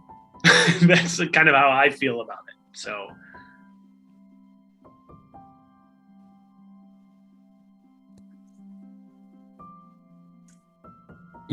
Zach, you're on mute, I think.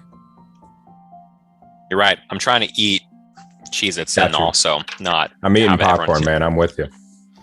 I thought that thing was the coolest shit ever. The broadcast. Okay, that same thing I'm trying to do. Fuck you. First of all, how dare you come into my territory? So good. Is it that you realize that the podcast, that Ellie and Bradley's podcast, is better than Tobias's? Sorry. No, how dare you? Nice. How dare you? Shots fired. Jacob. No, it was really cool what you guys did. That was pretty dramatic. Yeah, it was pretty dramatic. It was pretty fucking cool. Not gonna lie, it was pretty fucking cool. I wanna echo that. I loved the recording. I thought that was a lot. That was a lot of effort, Jake. You and I know Brent put in for that. It's the T when GMs do that sort of thing and that pre-planning, and I love it. I love that extra mile. I want to thank you guys for doing it. I thought it was great. Amazing. I liked it because we were all just like, what? It was real good. It was real fun being a person who wasn't there that night. For a variety of reasons, I wasn't there, and part of it was I'm in class, right? And so I couldn't be there for some of these things. But to be able to watch that episode later, all I did is stare at all your faces. I didn't give a shit. I didn't watch anything else. I just looked at your faces, and it was a lot of fun. Yeah. Meave has the death glare down, like that. That was all me. I mean, there's CJ in the brain there somewhere as well, for sure. But like, whenever some shit like that happened, it was just like. But let me ask a character question, because I think this pulled this out a little bit. I'm gonna start with Frey, but I have a question for Tobias too. The Bradley canon brought up this notion of monster, and this notion, kind of like Ellie really saying, I was unable to do anything against him. And Frey, it seemed, seemed to kind of go into a little bit of a nihilist who cares attitude of like, we're all monsters here, dude. So just like suck it up and take action. And I guess like I was really interested by what motivated you, Trevor, to think about Frey in that way and have Frey relate in that way. Yeah, so even more about my backstory. Why not? Not only was Frey kidnapped by Nephilim, essentially the entire thing that they did with him was he and his brother essentially put them in fighting pits since the age of like 12. So Frey had been fighting almost mindlessly at that point for a good at least 10 to 12 years until he got out. So that moment of like you saying you absolutely couldn't, Ellie saying she could absolutely do nothing against Bradley because of some moral high ground. In the end, when all is said and done, we are all just looking for survival. When it comes down to the bare essentials, it will come down to you pulling the trigger or Bradley pulling the trigger. And you can't hold that against yourself for surviving. If you can, then Frey should absolutely like cease to exist. He should find a way to not exist anymore. So he had to believe in the end, because that's the way he justified it in his head. In the end, you have to survive. So that was the motivation there. And Zach, you got something. I think I said two contradictory things to Frey, and then I said something about Bradley Cannon. I remember consoling Frey about how, oh, he's not a monster. You're not a monster. You still treated this person. I forget who we were talking about, but you treated this person like a person. That's something monsters don't do. And then I said about Bradley Cannon that everyone's a good guy till they come here. Let's be monsters or some shit like that. I just realized how nice, terrible that is. Both. That's cool. What I loved about that scene right? And I want to ask you, Zach, your thoughts on this. Is that, to me, the two more, this is unfair to say, but the two more potentially more trusted people in Ellie's life were not in the room, Maeve and Nemo. And so Ellie turned to the two radicals that she knew, which was Frey and Tobias. And I just remember having a debate with you, Tobias. And yeah, you're talking about, you did say some contradictory things, but I was really interested, like, do you, Zach, feel Tobias in that conversation solidified to me, what I heard was that Tobias would stop at nothing to destroy the guild. And it was a primary inkling to me that Tobias was somewhat ready to sacrifice anyone and anything to get his goals done. What was your thought process or anything where you reflect on that exchange with Ellie, where Tobias was sort of saying, all means justify the ends, is the way I heard it. That's kind of what I wanted to do with Tobias, because, he did make this fucking deal with the demon. And he is willing to kind of like be the martyr. He kind of is willing to be the martyr for this cause. The guild has to fall, and it is, as long as it's him, that's kind of the deal. He wants the guild to fall, but he wants to be the linchpin, in this thing. And kind of I want him to be the linchpin in this thing too. Where it's, kind of the martyr for the cause, he wants to do it. Yeah, the revenge is best served cold, but when you serve revenge, you need to be standing. Yeah, you got to do it, showing that you did it before you do it, sort of situation. Mm-hmm. Yeah. Okay. Absolutely.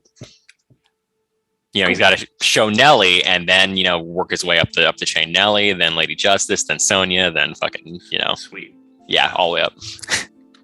So I want to ask a question. So about the recording. At the end of the recording,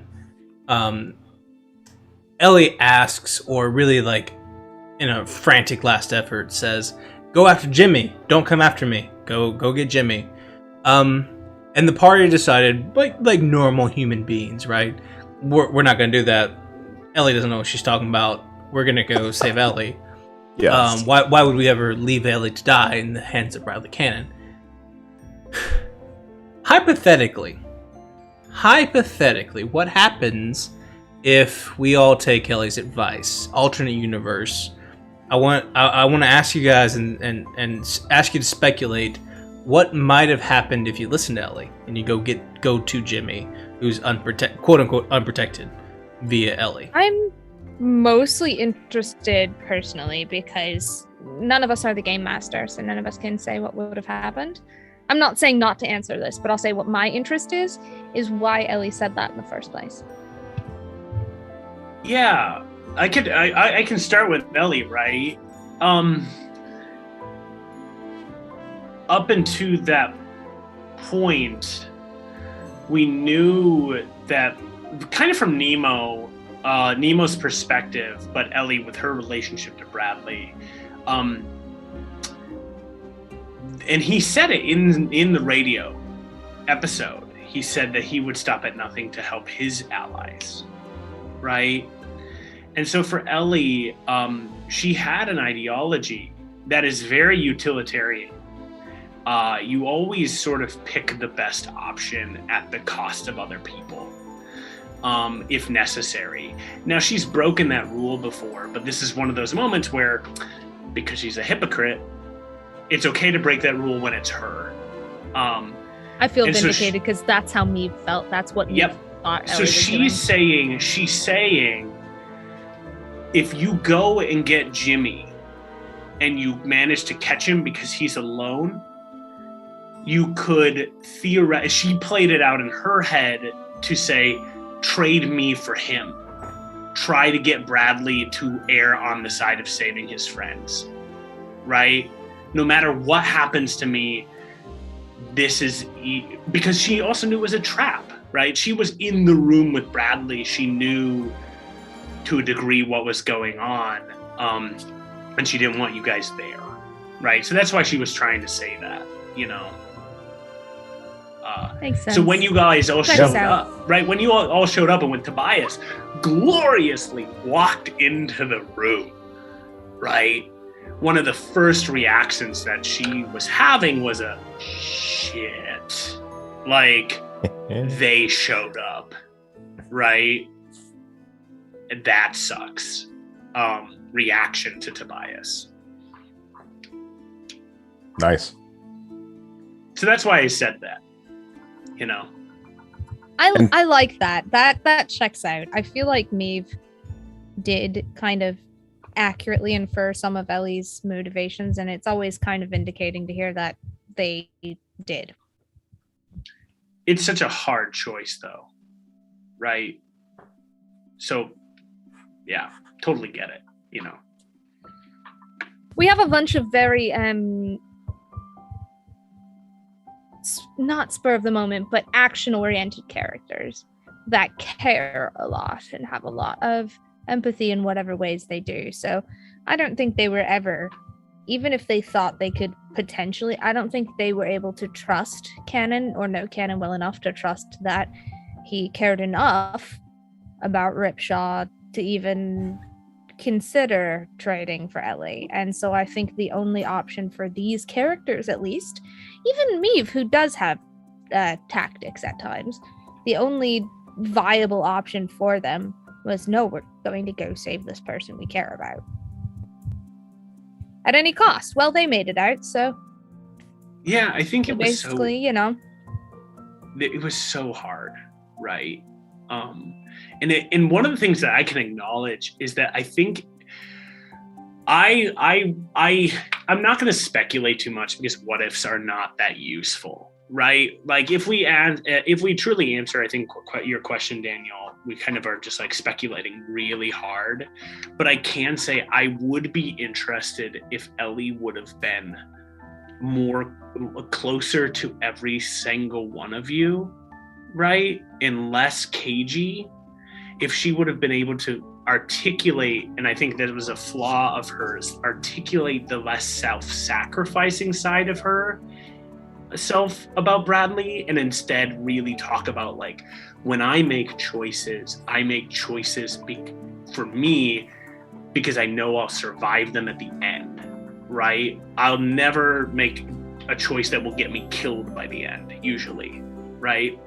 I think if she would have been able to be real with the party about that, that might have had more impact to why she said what she said, right? Like, Ellie doesn't want to die and never wanted to die. But she'll play long games to be like, all right, if I lose a hand, I get it, but thank God Malifaux has a bunch of metal stuff that you can put on yourself. You know, like she can play that game, you know what I mean? We'll find a hand in the dumpster for you. It's fine. Yeah, just we found Tobias's hand, whatever. Oh, here you go. It's a decent enough fit. Yeah. Kind of. So I think there's a fault for Ellie that she didn't open up fast enough, or trust herself to be vulnerable with this group to get them to continue to trust her in some judgment calls, right? And I'm not putting all the blame on Ellie, and don't get me wrong, but I think it's something that I would speculate on, right? So. I know I was very cagey with the things I revealed about Maeve because I simply believed we had more time. Mm-hmm. To answer your question, Daniel, here's what would have happened. We would have murdered Jimmy Ripshaw. Like, no doubt, no question, no problem. However, like, come on. No flame sword needed. And then had nothing to trade. Right? We would have murdered him. And then, but we wouldn't know what would happen to Ellie. Like, even if Bradley didn't go to save him, it jeopardizes Ellie no matter what we do. Either A, it's time away from Ellie and Ellie's dead, or B, we kill Jimmy, and Bradley's so pissed off that he kills Ellie before we can even get to her. So.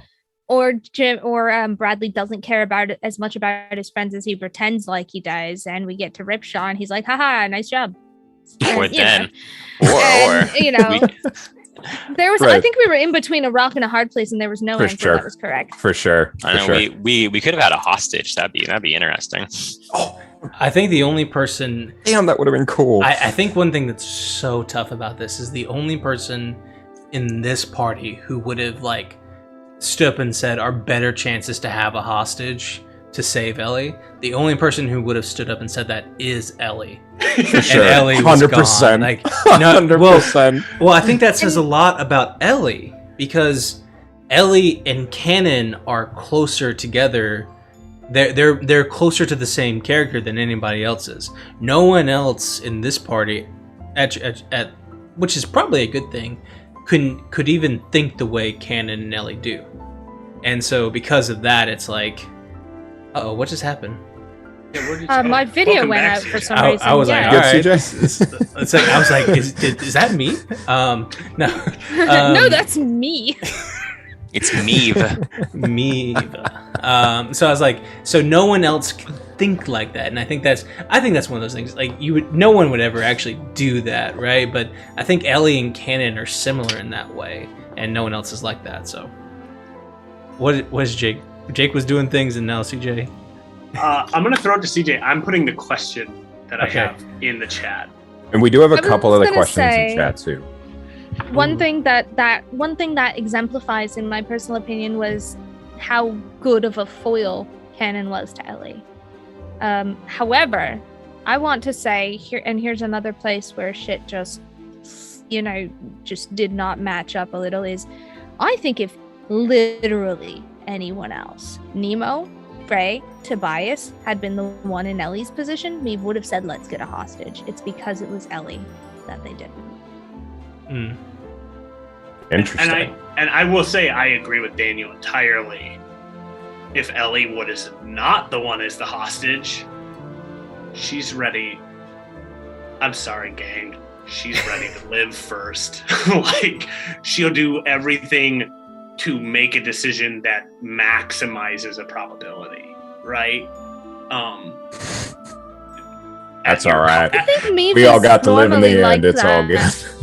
Meave is normally like that too, but I mean, yeah.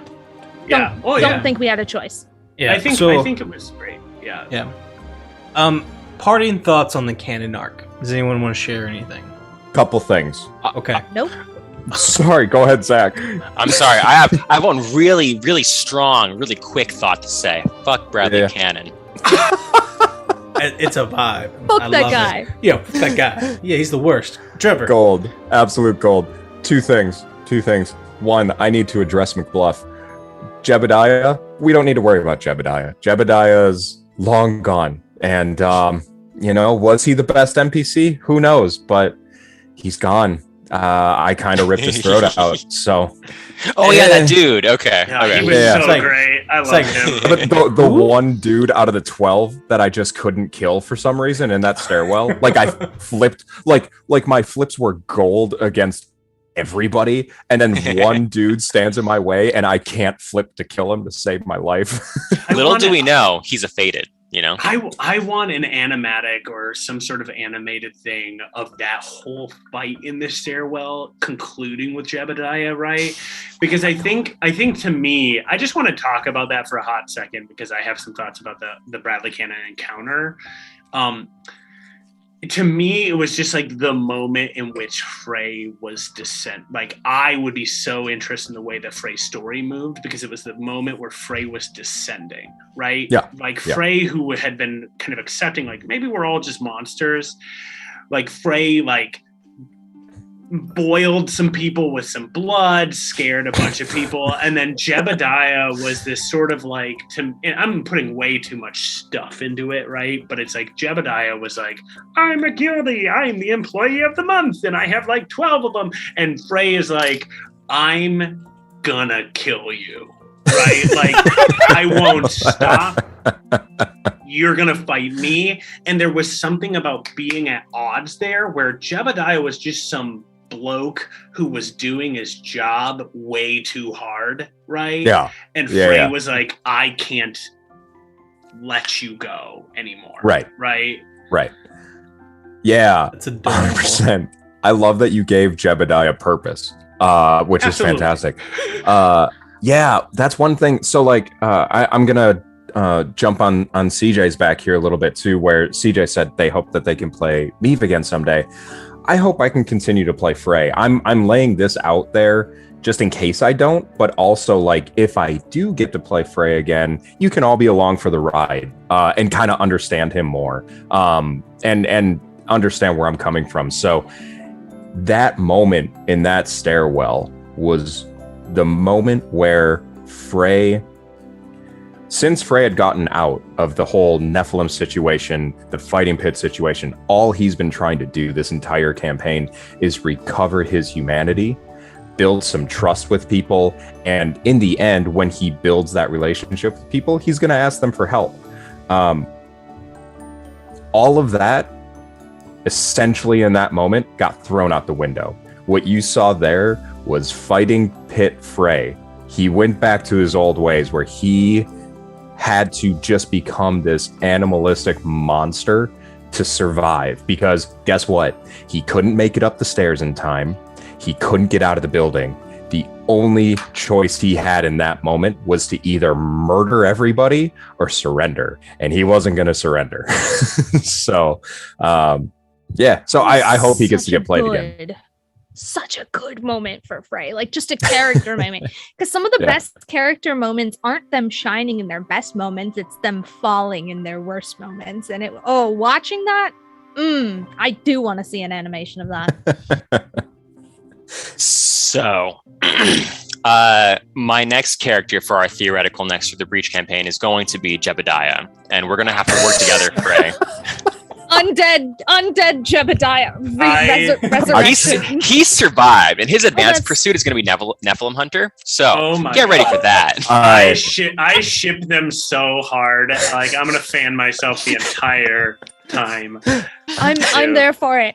I'm there for it. He needs to continue. He needs some pneumatic for his throat, though. It can't just be a throat that exists. It's got to be a fake throat. That's massaging his temples.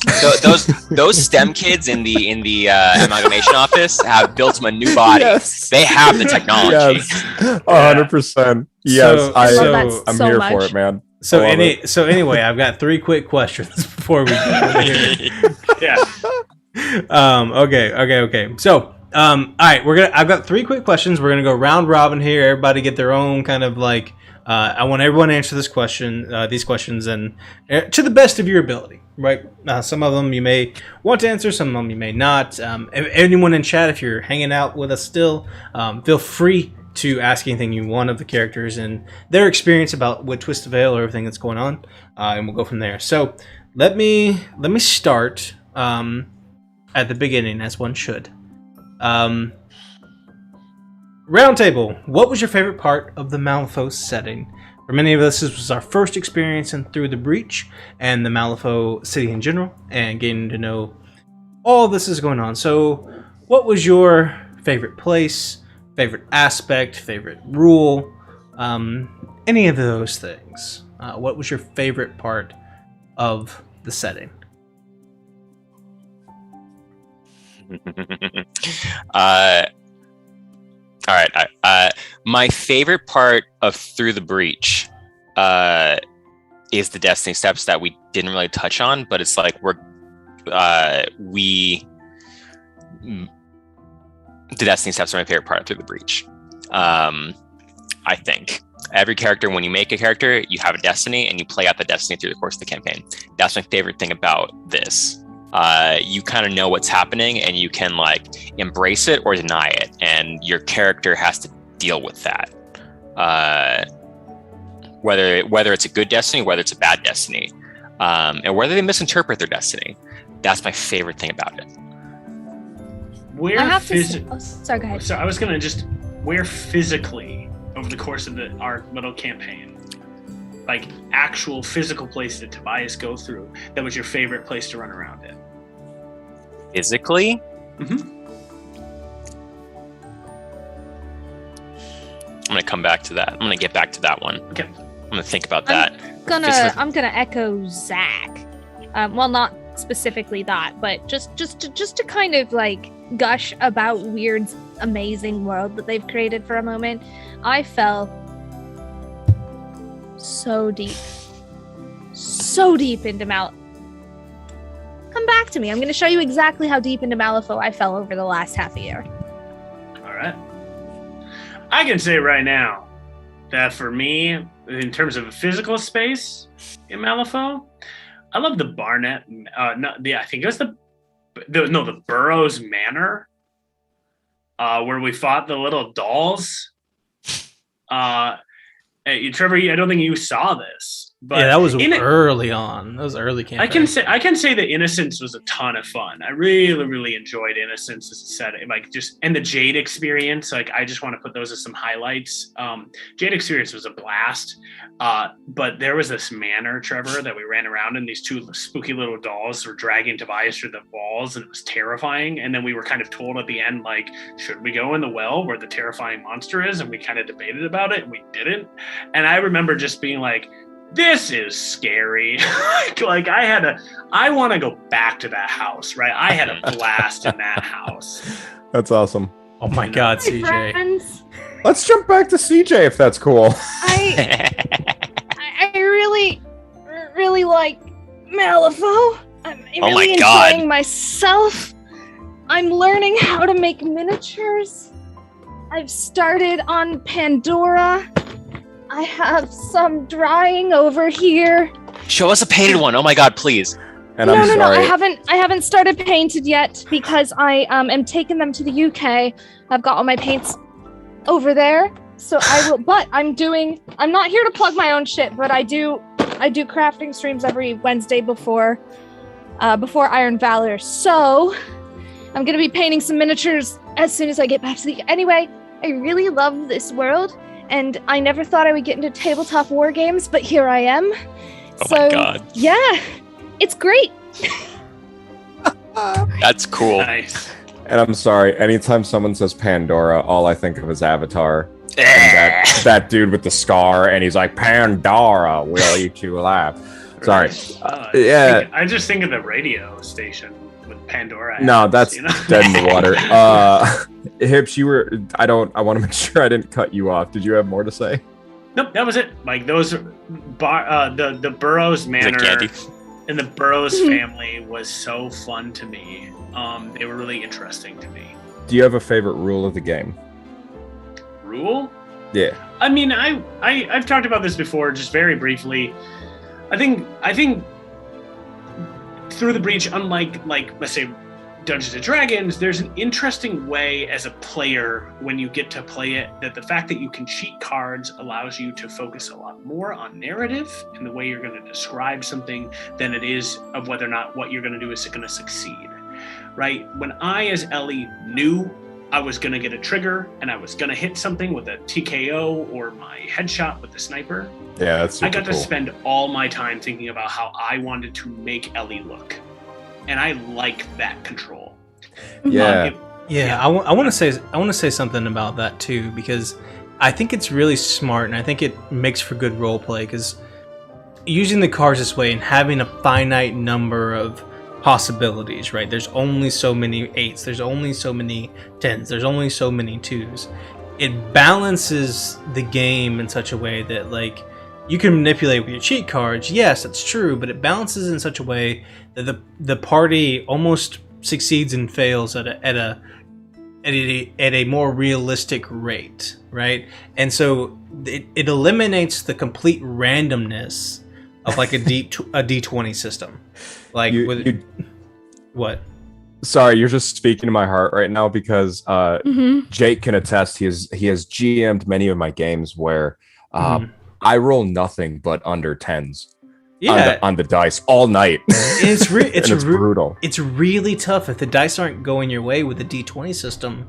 You know, you can feel like your character, even though they're supposed to be good, they're not. But then if you go the opposite way and you make a D6 system where you're on 3D6 or whatever, then in those systems you're almost, it's like, why are you rolling? Because you're going to get one of these 4 numbers almost every time. Like the extremes are so unlikely.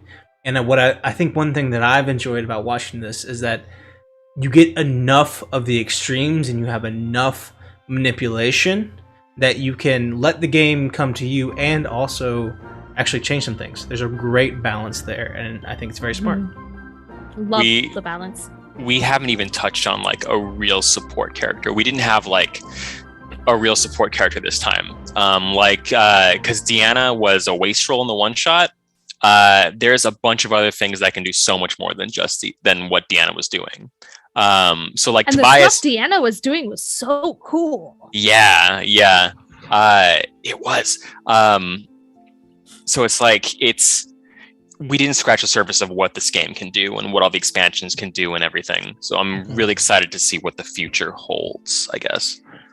And now that I've gushed about Weird and Weird's product and Weird's world, I want to kind of circle back and say I think one of my favorite places that we played in that Brent painted a word picture for us of, one of them, I had a couple.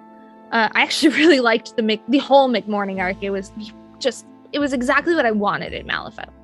But I also really loved the Star Theater.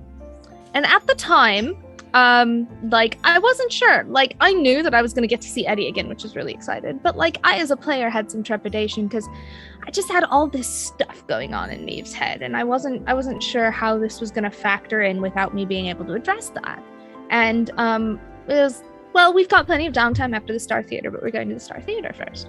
And I was like, okay, well, we'll see how this goes. And freaking blast. The way it was described, I absolutely loved the flirty waitress. The Lily of the Valley, I believe, was her name.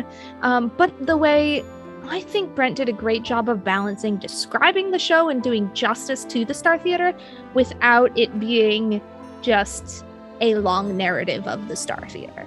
So that was one of my favorite moments as far as world in the campaign.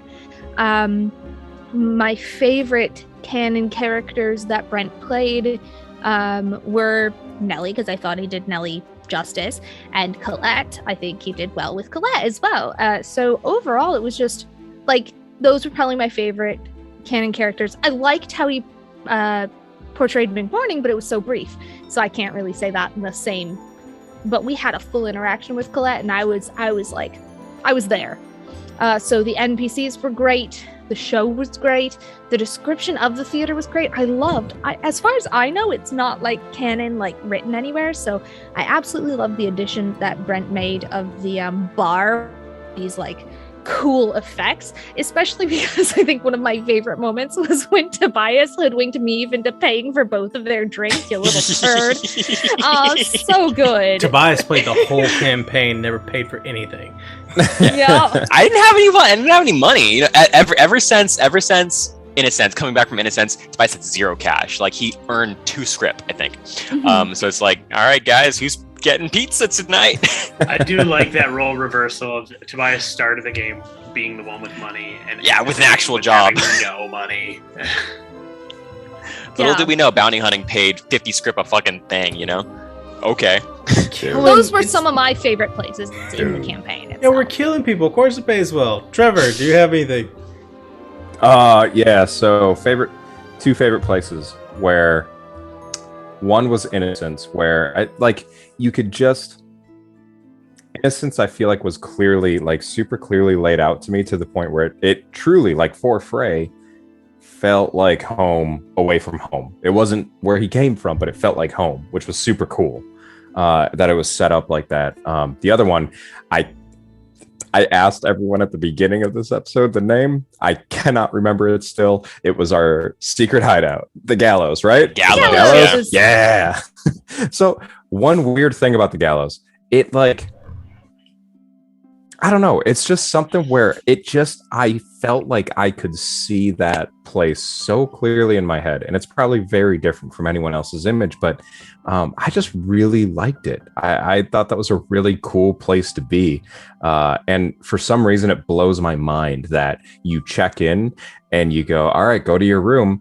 And then you go downstairs. That's a weird thing to me. And I loved it. I was here for it.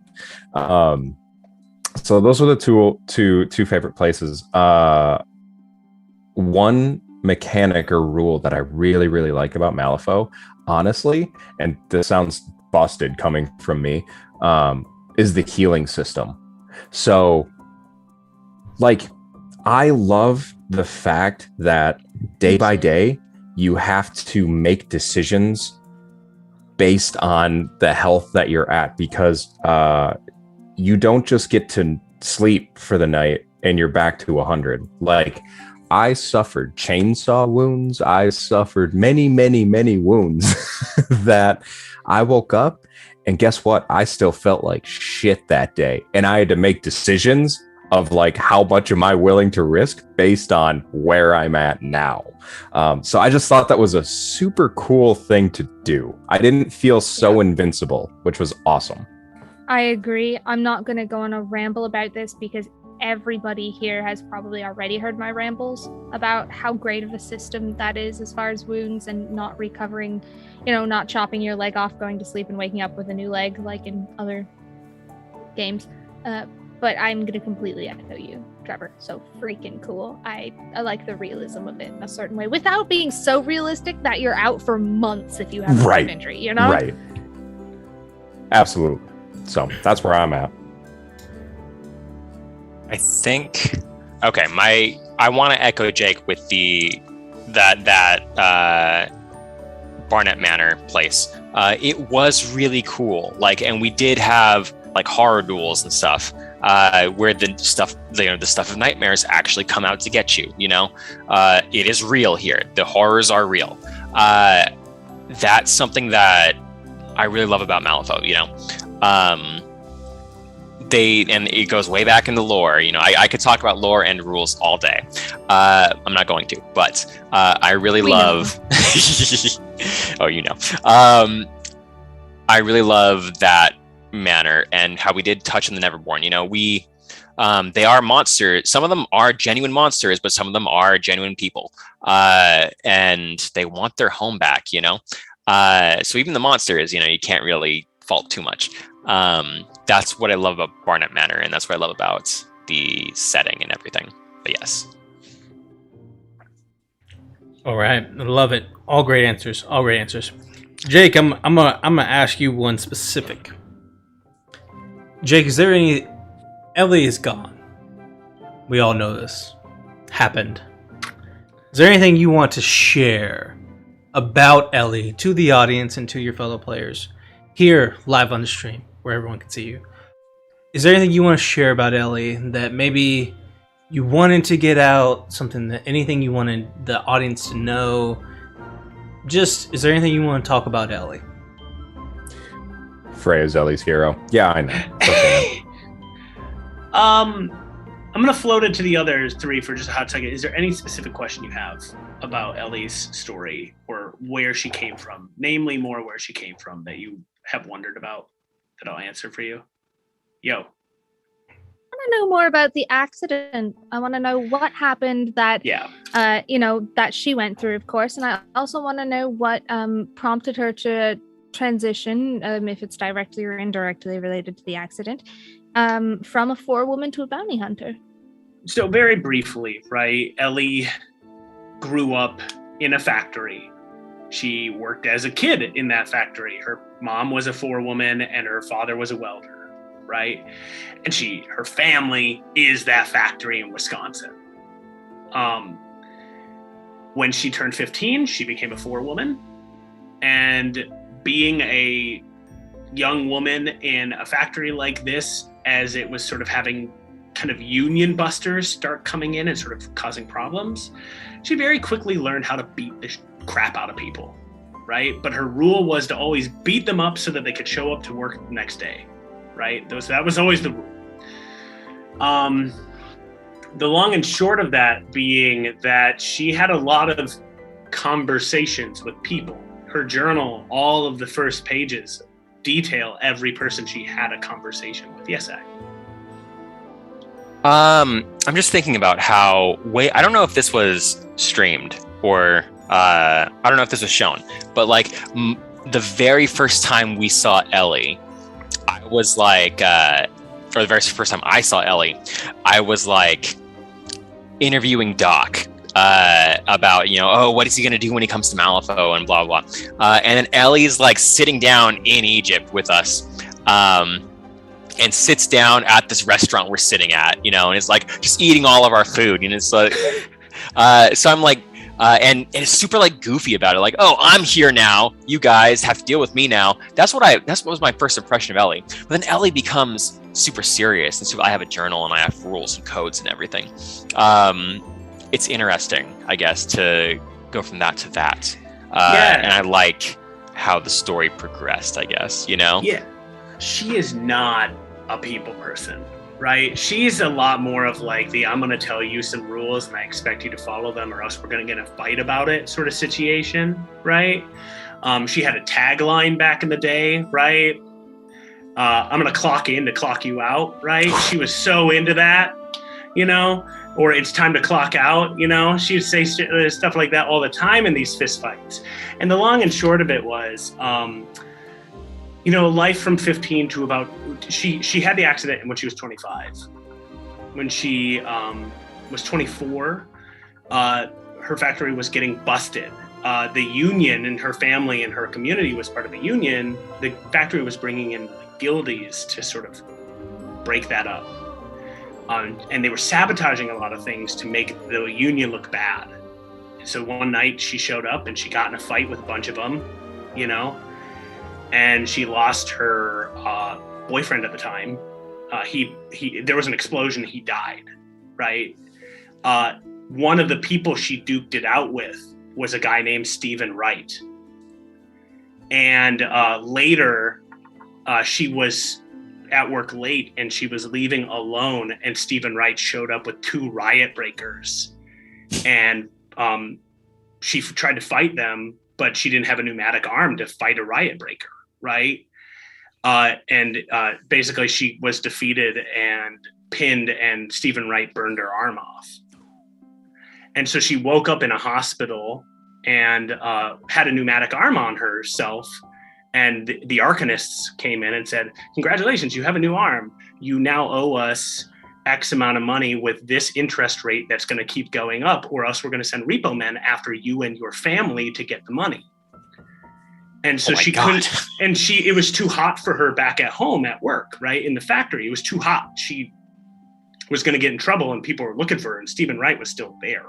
And so that's why she was a pit fighter like Frey for a while. And then she met a guy who was a bounty hunter and she started working for him and he taught her how to do her work. And he's the guy who told her about the dandelions, right? And it turns out that guy's actually Sue.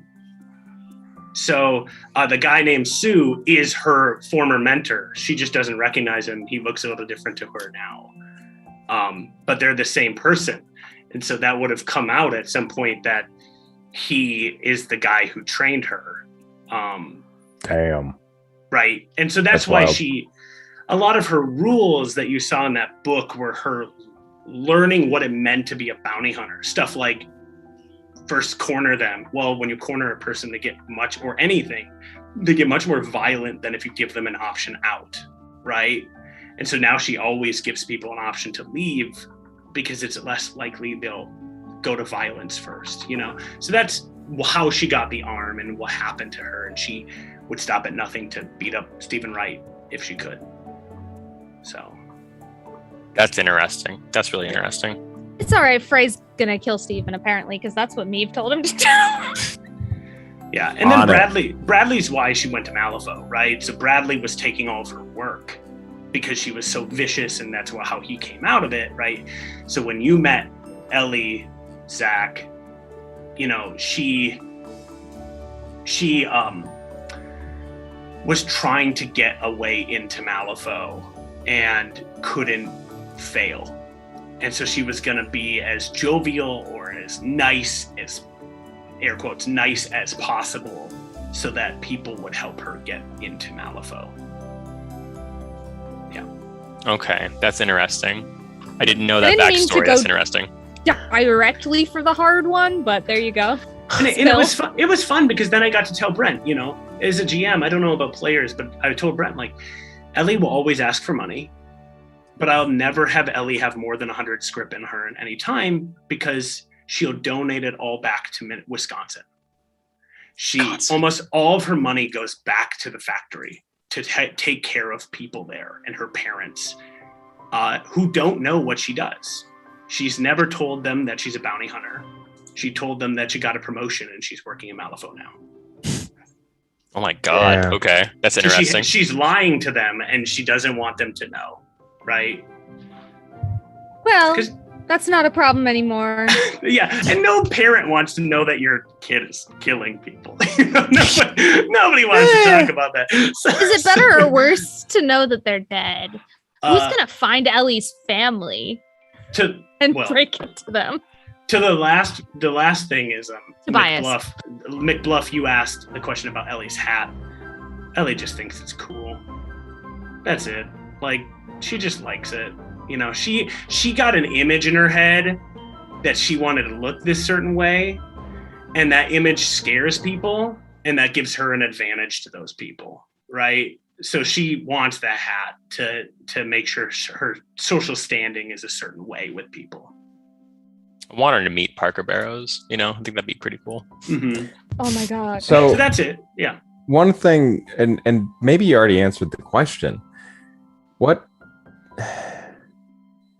Frey never understood. One of the reasons Ellie scared Frey so much was he literally had no idea what this person wanted. He had an idea of Meave. Meave was in the search of knowledge. Tobias, easy read. He's trying to bring down the guild. No problem. Not a secret. No. No secret. Nemo, really dedicated to Ellie. Doesn't really know. There's like this weird person with really twiggy arms after Nemo. So he's still trying to figure that out. But Ellie, he never got a read on what Ellie's end game is. What is Ellie's goal in life? I think that's the same thing that McBluff was asking, right? I think Ellie never knew Frey's endgame. Ellie's endgame was uncertain. She didn't know what she wanted. All she did know she wanted was money, because money would protect her and her people, right?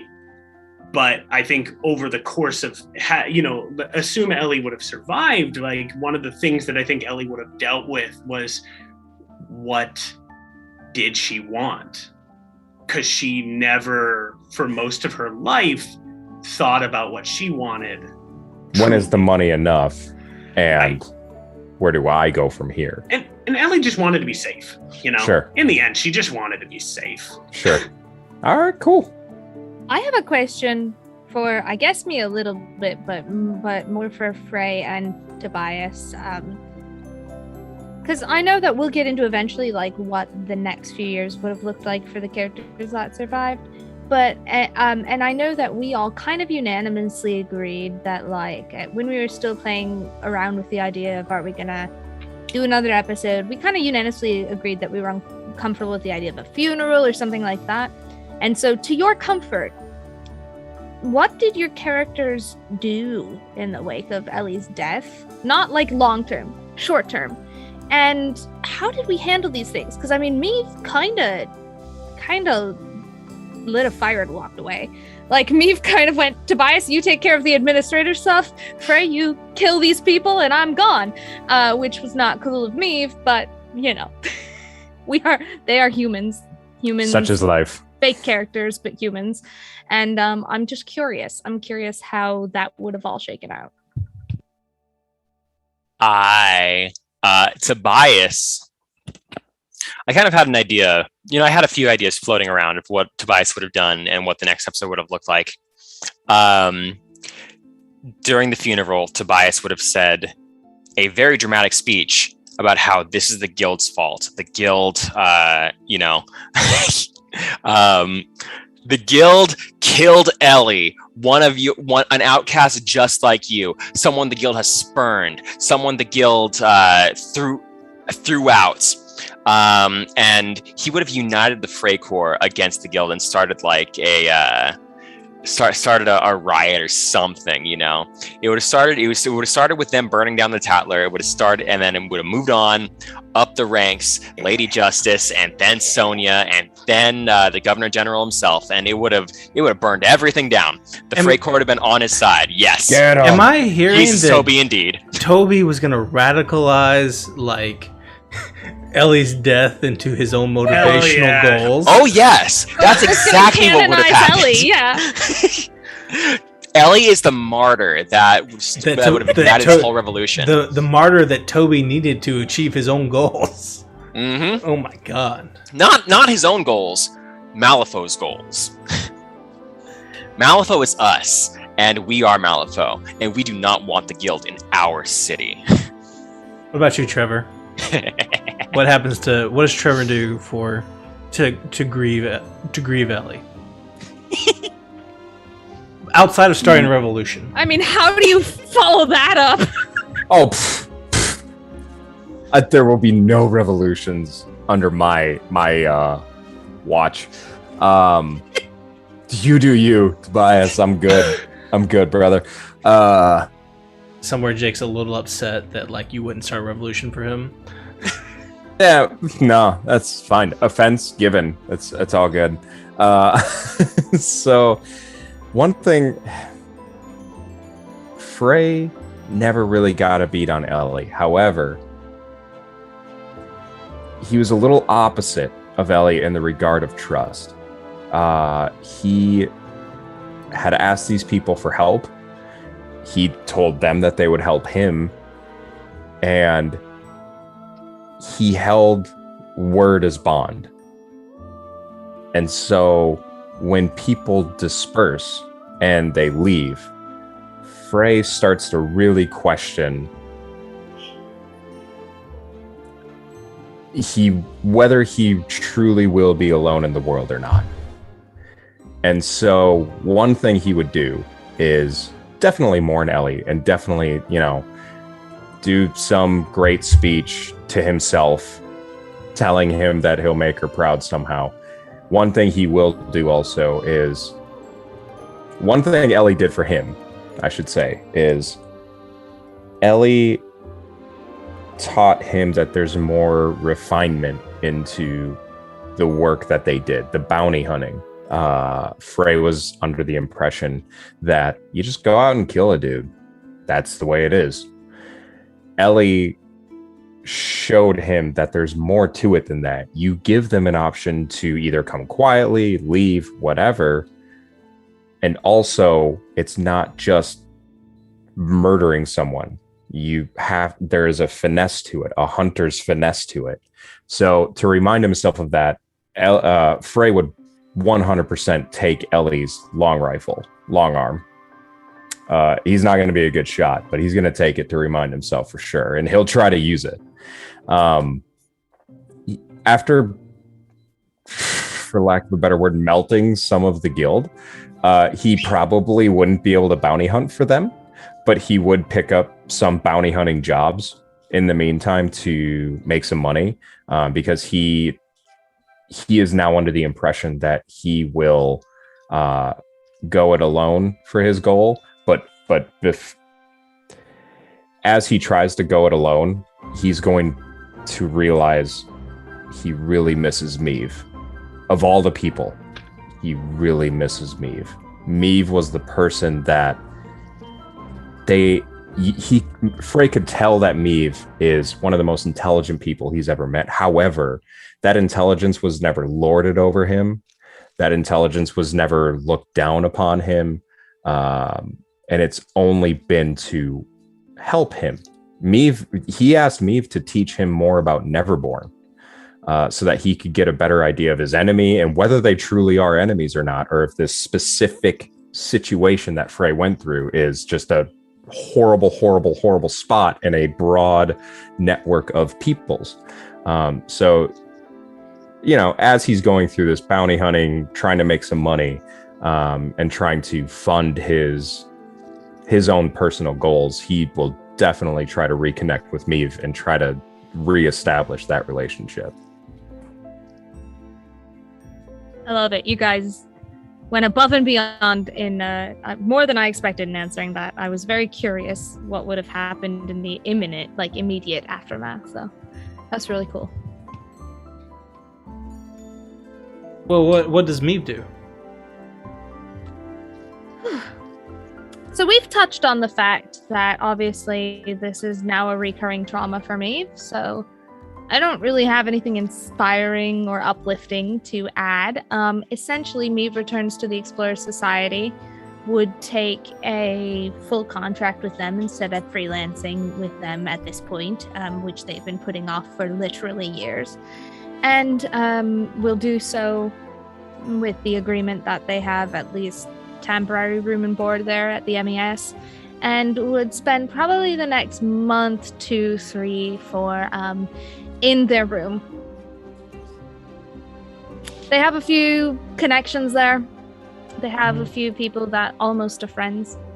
Got one in particular that's close to being a friend that would probably do the occasional harassment of them when they're not busy out on expedition to just make sure they haven't wasted away. Meave does not do anything in the short term. Meave wastes away in their room in the Malifaux Explorers Society, feeling entirely that they've been the direct cause of the death of another person they cared about.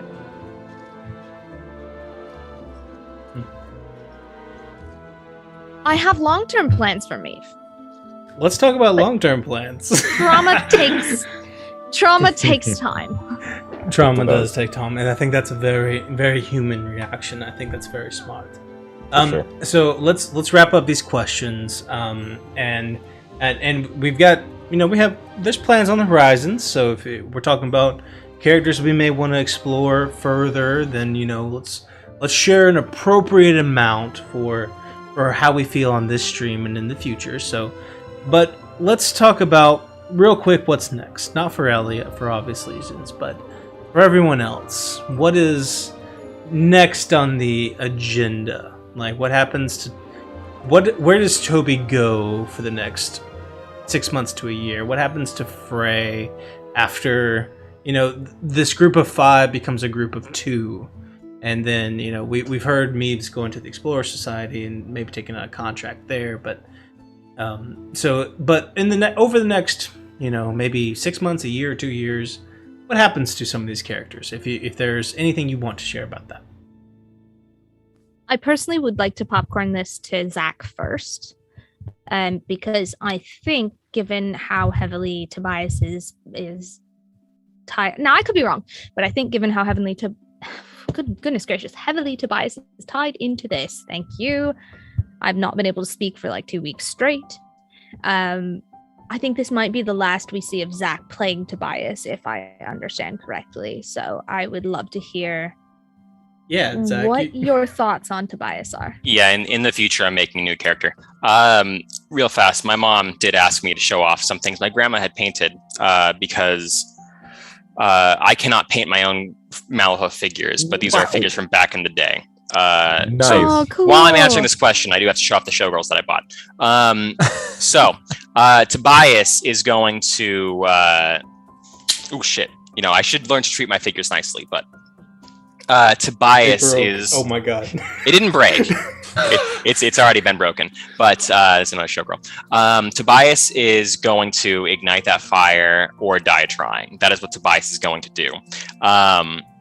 And he is going to do that, that, like, exactly what I said about uniting the Frey Corps. That's his next move.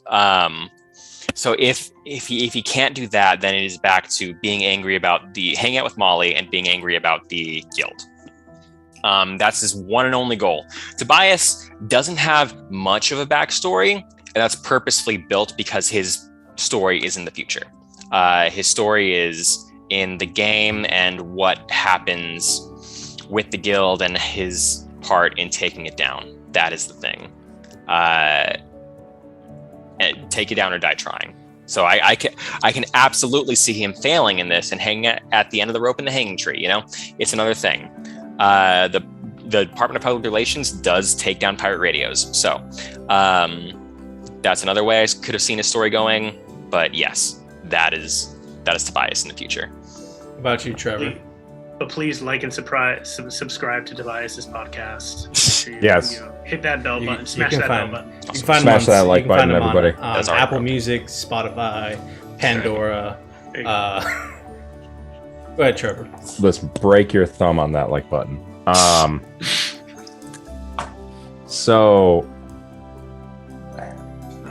a part of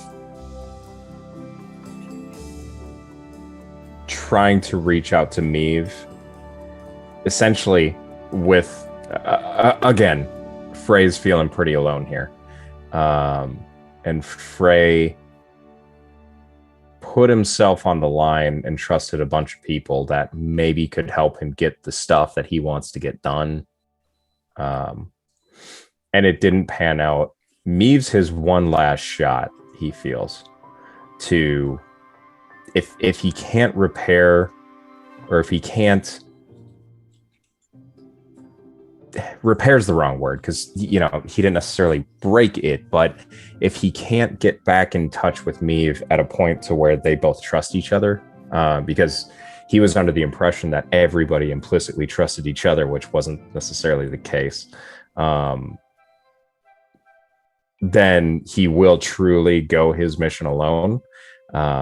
To do that, he's going to try to get in their space. I think he's going to try to do whatever he can to join the Explorers Guild, what have you. However, there are barriers there.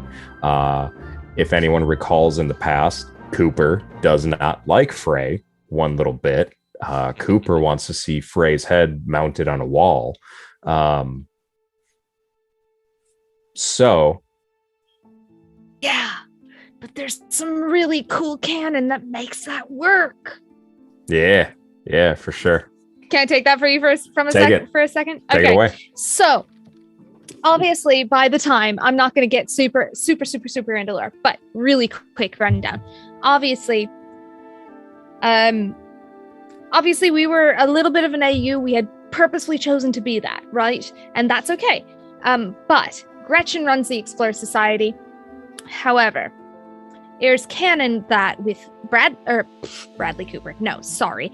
I'm bringing that right back. Oh my god. Our Justin favorite character, Bradley Cooper. Limitless Star. With Cooper. Lord Cooper. Lord Cooper's contract to enter into the Explorer Society basically involves having you say, yeah, you can hunt me for a day, and if I survive, I'm in the Explorer Society. Well, this is already pre-established between Cooper and Frey. So I see a potential future where Frey comes in and goes, fine, but if I survive, you've got to put me in the Explorer Society. And I love that thought. Like, that is just, it weaves so flawlessly into Malifaux canon that Frey could become a part of the Explorer Society very easily. Meave is already there. Frey, Cooper's already been like, hey, I'd really like to hunt you. So at this point, it's just going to be like, all right, make it pay off for me, bud. Yeah, for Give me a contract. And Cooper, maybe out of hubris, thinks, this isn't going to be a problem. I've hunted bigger prey. I'm going to kill this MFer. And doesn't. And then Frey is the part of the Explorer Society. So that's just like, that's my headcanon. Shout out to the Hype Train. Yeah, thank you, Hype Train. Ooh, shout out to the Hype Train. There's emotes and stuff, all kinds of fun jazz. Subscribe bits, all that jazz. Please, Jesus, we love you. I will also say, obviously this would be a mutual discussion, a mutual decision. Even if it's just us shooting the shit. Even if we don't bring either of our characters back someday in the future. It would be a mutual decision, but I do not see Meave letting him do his goal alone. Meave needs time. Meave isn't thinking about a lot right now, but Meave made Frey a promise. That's what I see. So, but there's really cool canon. I love it. Yeah. There's really cool canon about Cooper. It's so nuts that we have a Lord Cooper, a Bradley Cannon, and then Bradley Cooper. That's just begging for confusion, dude. Y'all, just combine the two. They just have an imaginary baby. It's Bradley Cooper, and please guest star in our show someday. I think that's a fabulous idea. CJ, do you have any parting thoughts for me other than what you've said so far? Okay. Not really. I mean, I really want to set Maeve up to be someone I can play, whether on screen, off screen again. So I have things I haven't spilled purposefully, but I think they joined the Explorer Society formally. I would like to personally, in my personal headcanon, they do meet back up with Frey. They grow together as friends. And Maeve supports Frey in what Frey needs as well. And what Maeve needs is to learn that not everyone they get close to is going to die. So I think those are things that their friendship brings for both of them in the years coming forward. And I'd be very interested to see what new roadblocks they encounter, what new struggles they have at this point. So yeah, just I think a lot of Maeve is, there's a lot of trauma there. There's a lot of time that needs to pass before they're ready to rejoin the world. But I think there's a lot of possibility for them when they finally do. So. Okay. Hype train! The hype. The hype train just went to the next level. Oh my god. Okay. Did it? Shout out. At level 1 complete.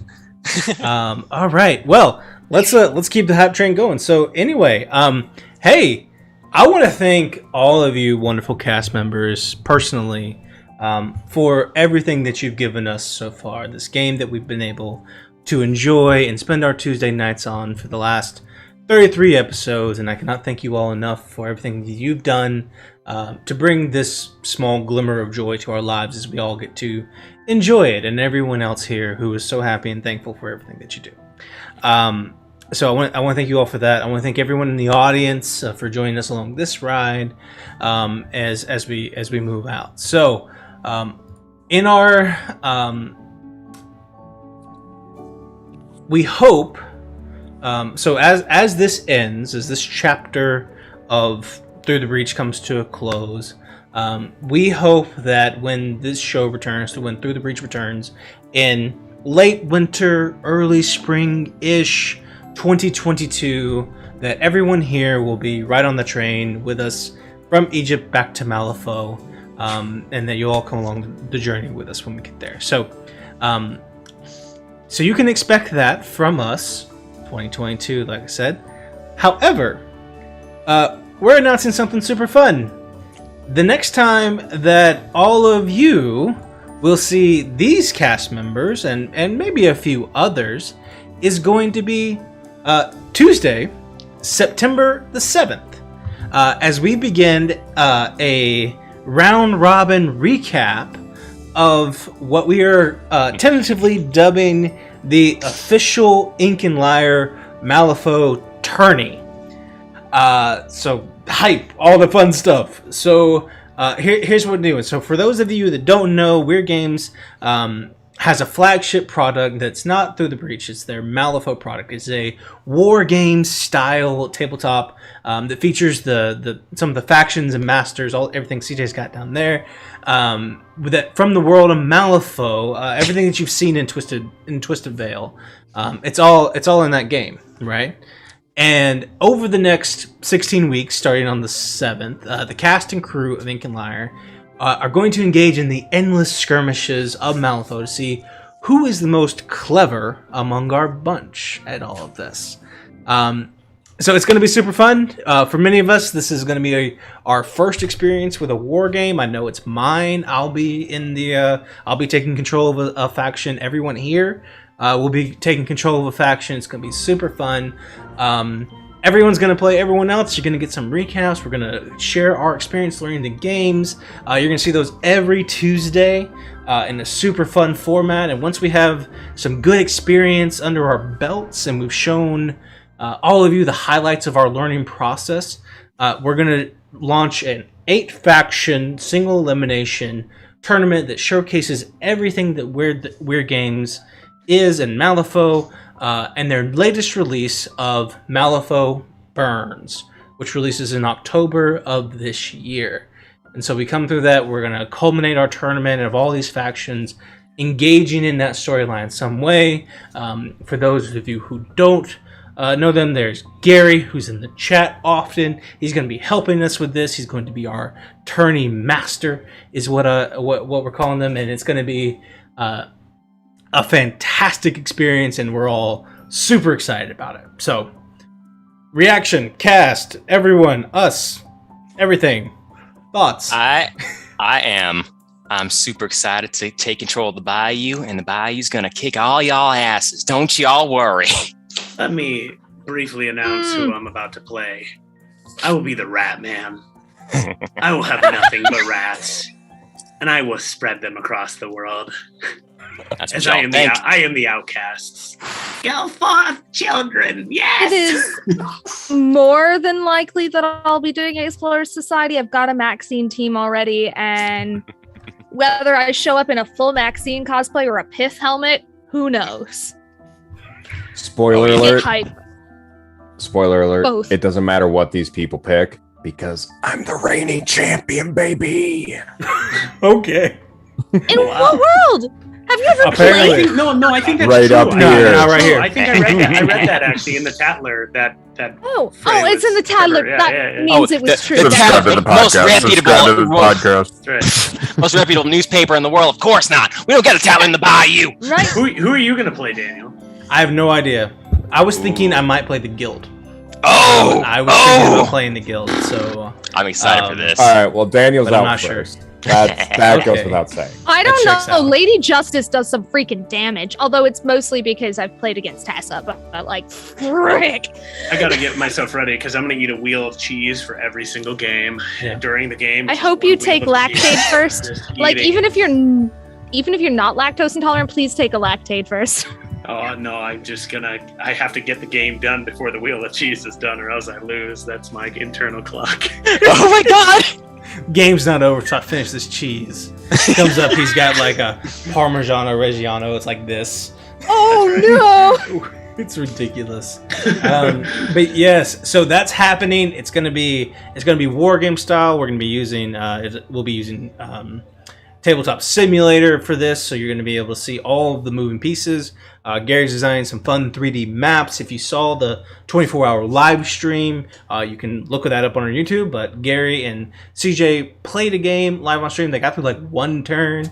We're gonna do some fancy movie magic here, so the games move a little bit quicker, and you guys can see the action pieces, and we'll talk about, and you'll see the recap pieces of this round robin, because there's like 28 games that we're going to show in 7 weeks, and you're not going to see every moment, but we're going to show enough so that everyone gets a sense of what's going on and all the trash talking that's happening, especially between Jake and I, as we're mortal enemies, and the cosplay.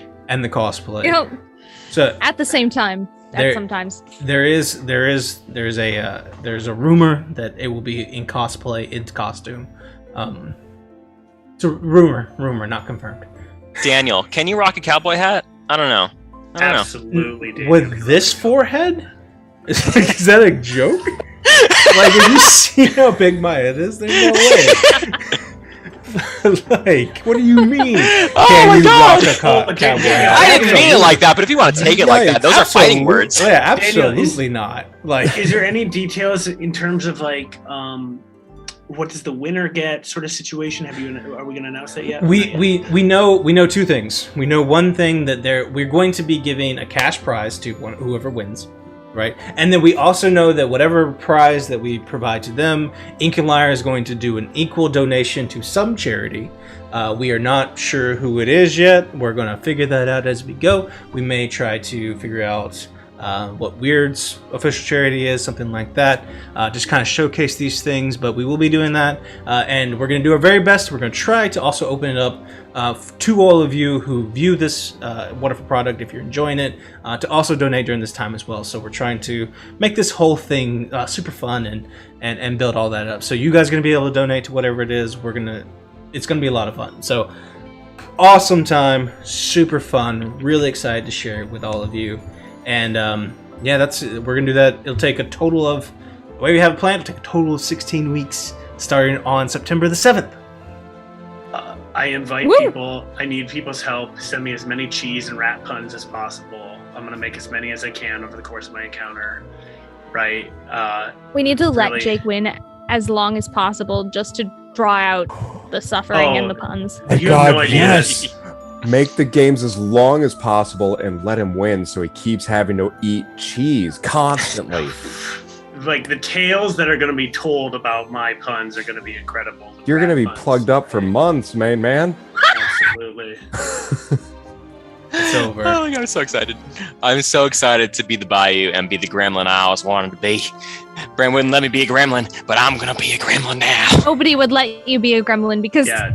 It's our literal nightmare, Zach, but I cannot wait for you to be a gremlin on the I war will game. say I vouch for gremlin. I'd like to formally petition that Zach isn't allowed to be the gremlin. No, I'm just kidding. You don't know me. It's in my soul. Hey, Zach, I'm sending you a prosthetic nose. Thank you. Let's hope you win the draft to see who gets to pick which faction. They don't have noses. Wait, there's a draft? I'm going to say also, everybody, McBluff, audience, right? Thank you so much.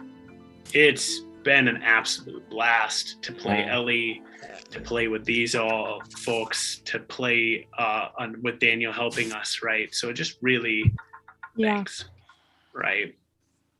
You were all wonderful. Couldn't have said it better myself. Thank you, guys. You're all wonderful. We're gonna send you on the raid.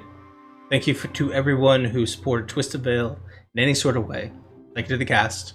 Thank you to the audience. We will see y'all on the 7th. September 7th. Woo! Bye. Champ! Right See you then. here.